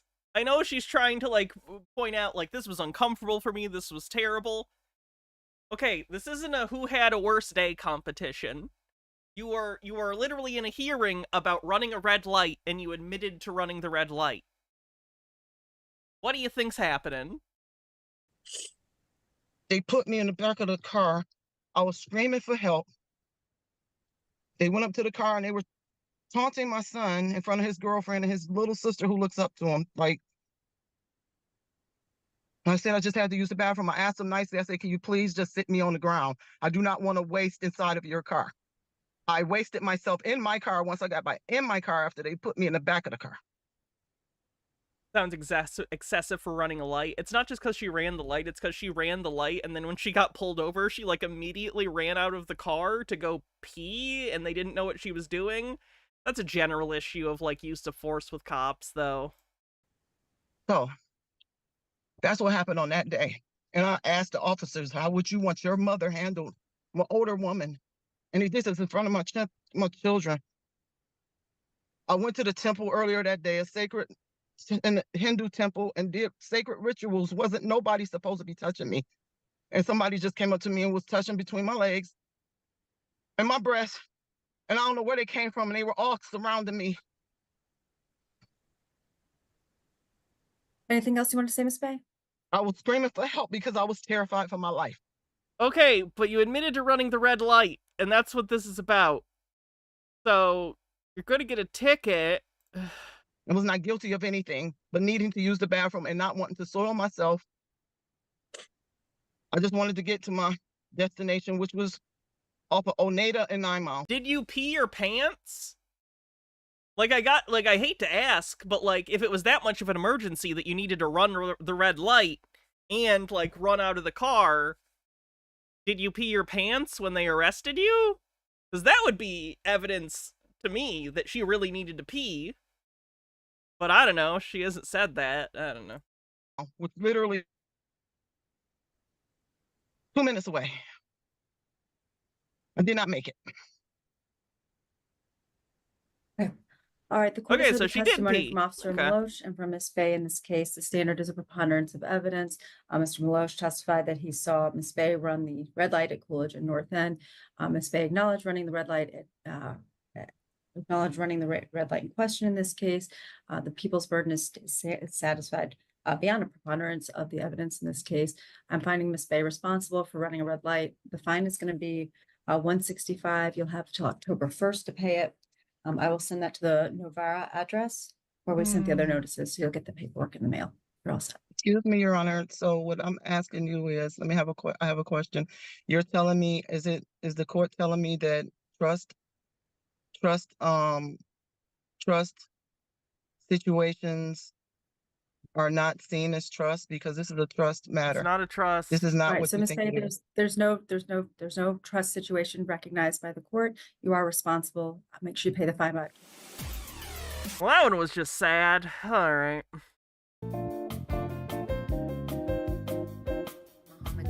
Okay, so This will probably be the last one we do for the day. Check this out. Mr. Elizondo. I think this is the same guy that tried to settle his court case for $3, and of course that didn't happen. You have case G 4791701, charges expired registration. You were in court in April 1st, I believe it was, and indicated that you wish to plead not guilty and represent yourself, but you were not waiving a jury trial. So we set this for pretrial hearing. Court issued a pretrial order that was sent to both parties. I do not show that either side filed any motions or requests for subpoenas or request for jury instruction. Mr. Bishop, did the state file any? No, Your Honor. Okay. Mr. Elizondo, did you file any? Yes, I actually certified mailed it to y'all. I have the receipt right here. When was it mailed? It said you should have received it on the 1st of this month. It was mailed on 04/29/2025. We don't have it. Well, you should have received it on the 1st. I certified mailed it. I assume you mailed it to the wrong place. Do you have the green copy back? I have it right here. No, the sign that it was delivered. I mean, I have a tracking number here, but I haven't tracked it. It just says y'all should have received it on the 1st. You never checked the tracking number on a thing you certified mailed? That's a little weird. I believe him. I would have checked it. Well, we have not received it. We have not received anything. And everything was supposed to be filed with the court no later than 7 days prior to the pretrial hearing. So if you were sending it in on the 29th, you were not getting it here within the 7 days. What's the tracking number? It says it shows delivered on my side, but let me see. Let me pull You it just up. said you didn't track it. What? It's the tracking number is 95. That's good. Back to you, check and make sure I have this correct. 9. We're just going to go into recess and look up the tracking number. Everyone stay logged in, but we're going to be in recess. All right, Mr. Elizondo, Mr. Bishop. So, Mr. Elizondo, I just had my court staff run that number through USPS tracking, and it does not show that it's been delivered. It still shows that it is in transit. Oh, okay. All right. Are you saying that you are looking at something that says it's delivered? Not something that's estimated. Are you looking at something, sir? You said this shows that it was delivered. What were you looking at? Was estimated. Okay, that's the estimate. Do you know what an estimate is? Estimated delivery date. But I mean, I can look up the tracking number on my side too. Well, no, I have. I mean, you can look it up, but the court has. So that the court is taking note that it does not show that it has been delivered. And so USPS has been effing up lately. Yeah, Republicans have been throttling them for decades, trying to destroy one of the most successful federal government programs in history. But you know, whatever. So what motions were you filing, or what were you filing? I was just trying to post bond, but I mean, I'm still going to proceed to declare not guilty, regardless Okay, if you got You those don't need to, documents. you said post bond, you don't have to post a bond. So was that just a bond you were sending in? Yeah, Okay, no, you cannot post a bond yourself. Okay, unless are you a licensed bondsman? no, Okay, so you have a promise to appear, and that's all you need to have at this time. You don't have to post any sort of a bond. Wait, he was trying to send in money that they didn't even ask for? So you weren't filing any motions. You were not filing a motion for discovery or any requested jury instructions or anything That's like very strange. Why is he doing this? that. I was, but I can't remember what I filed, but I have the documents somewhere else. I don't have them on. Phyllis Filler, thank you for tier 1 at 6 months in advance. And 24 months. Happy 2nd anniversary. Right now.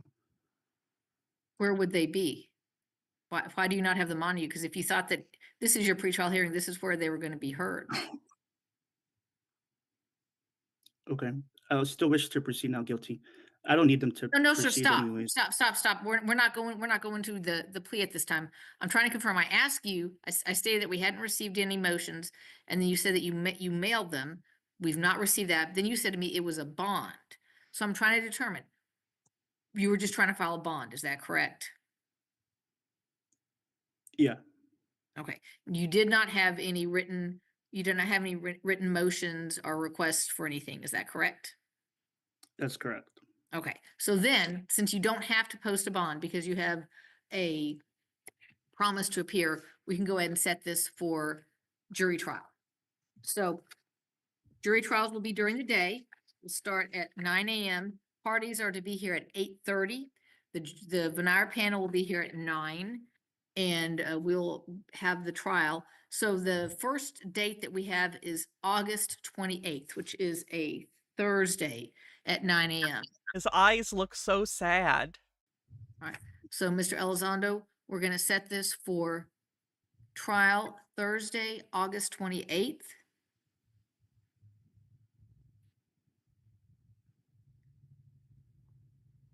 You need to be here at 8:30.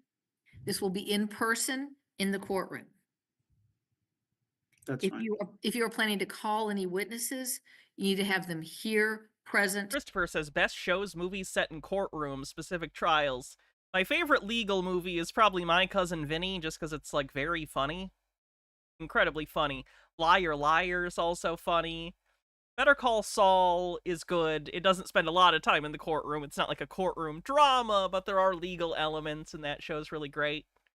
I like Night Court.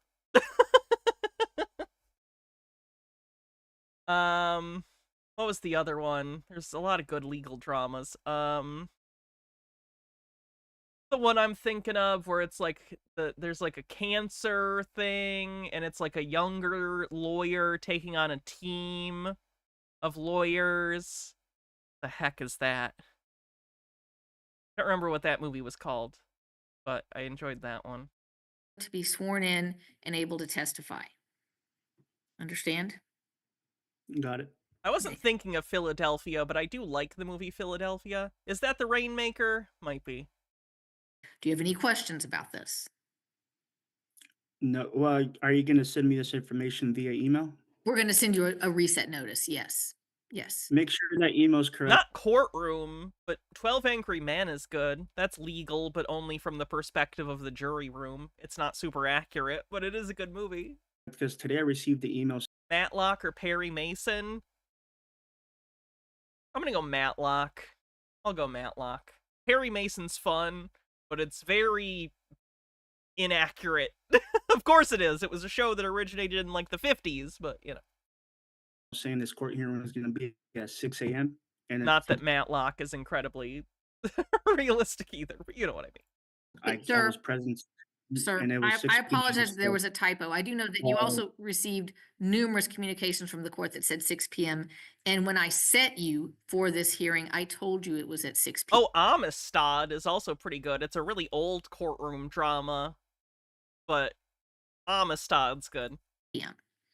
So Still. you were advised that by the judge, and we have copies of emails and documents that were and sent. make sure that my Sir, Mr. Elizondo, do not speak to the court that way. You may make a request, but do not speak to a judge and tell them to make sure to do something. Do you understand me, sir? yes. All right. He's angry. We're set for a jury trial on August 28th at 8:30 in the morning. The veneer panel will be here at 9. You'll have an opportunity to ask questions of the veneer panel, make any strikes that you wish to have. We will have the trial on August 28th. Make sure you have any witnesses here, any evidence that you're wishing to present, have it here and marked and ready to be admitted. All right. We will send setting notice to the same email address that we've sent the other notices to. Mr. Bishop, is there anything that the state needs to put on the record at this time? Nothing from the state, Your Honor. Okay. Mr. Elizondo, if you don't have any further questions, then you are going to be released. We'll see you back here in person on August 28th at 8:30 a.m. All right, you're released at this time. Wow. That guy's trial's gonna be interesting, probably. Alright. I think we're probably good for the day. That's a little over 3 hours, and I'm gonna go hang out with Baja before I have D&D later. So that'll be fun. No, I wasn't thinking about Aaron Brockovich. I understand the similarity, but it was a different story about a company poisoning a town and the legal stuff around that. I actually don't know if it was a true story or not, the movie I'm talking about. Sorry, Viz. The VOD'll be up, though. So that's good. Anyway. Oh, no problem, silly 23 goose. Glad you like it. Glad you like stream. Anyway, let's see who we're going to raid on Twitch. I will be back tomorrow. Not sure what we're going to do. Maybe we'll do VHS. I'm not sure. Although, no, I plan on working on the Marcel thing. If I get the Marcel thing, the first half edited, then we'll do that tomorrow. If not, we'll do something else. It just depends on how long it takes to bleep everything. Love you too, Mr. Blast. Alright. Who we raid? Does anyone have any recommendations for a raid? There are people I could. I haven't asked in a while. Is there anyone, any streamers that are maybe smaller or newer that anyone knows or thinks deserves a raid? VO's always cool. That's an option, yeah. I just wanted to see if there's anyone that I haven't raided before and I've raided VO. No problem with raiding. Just wanted to check. No one else? I'm just giving it another sec to see if anyone else had any suggestions. Goodish? Let me see who that person is.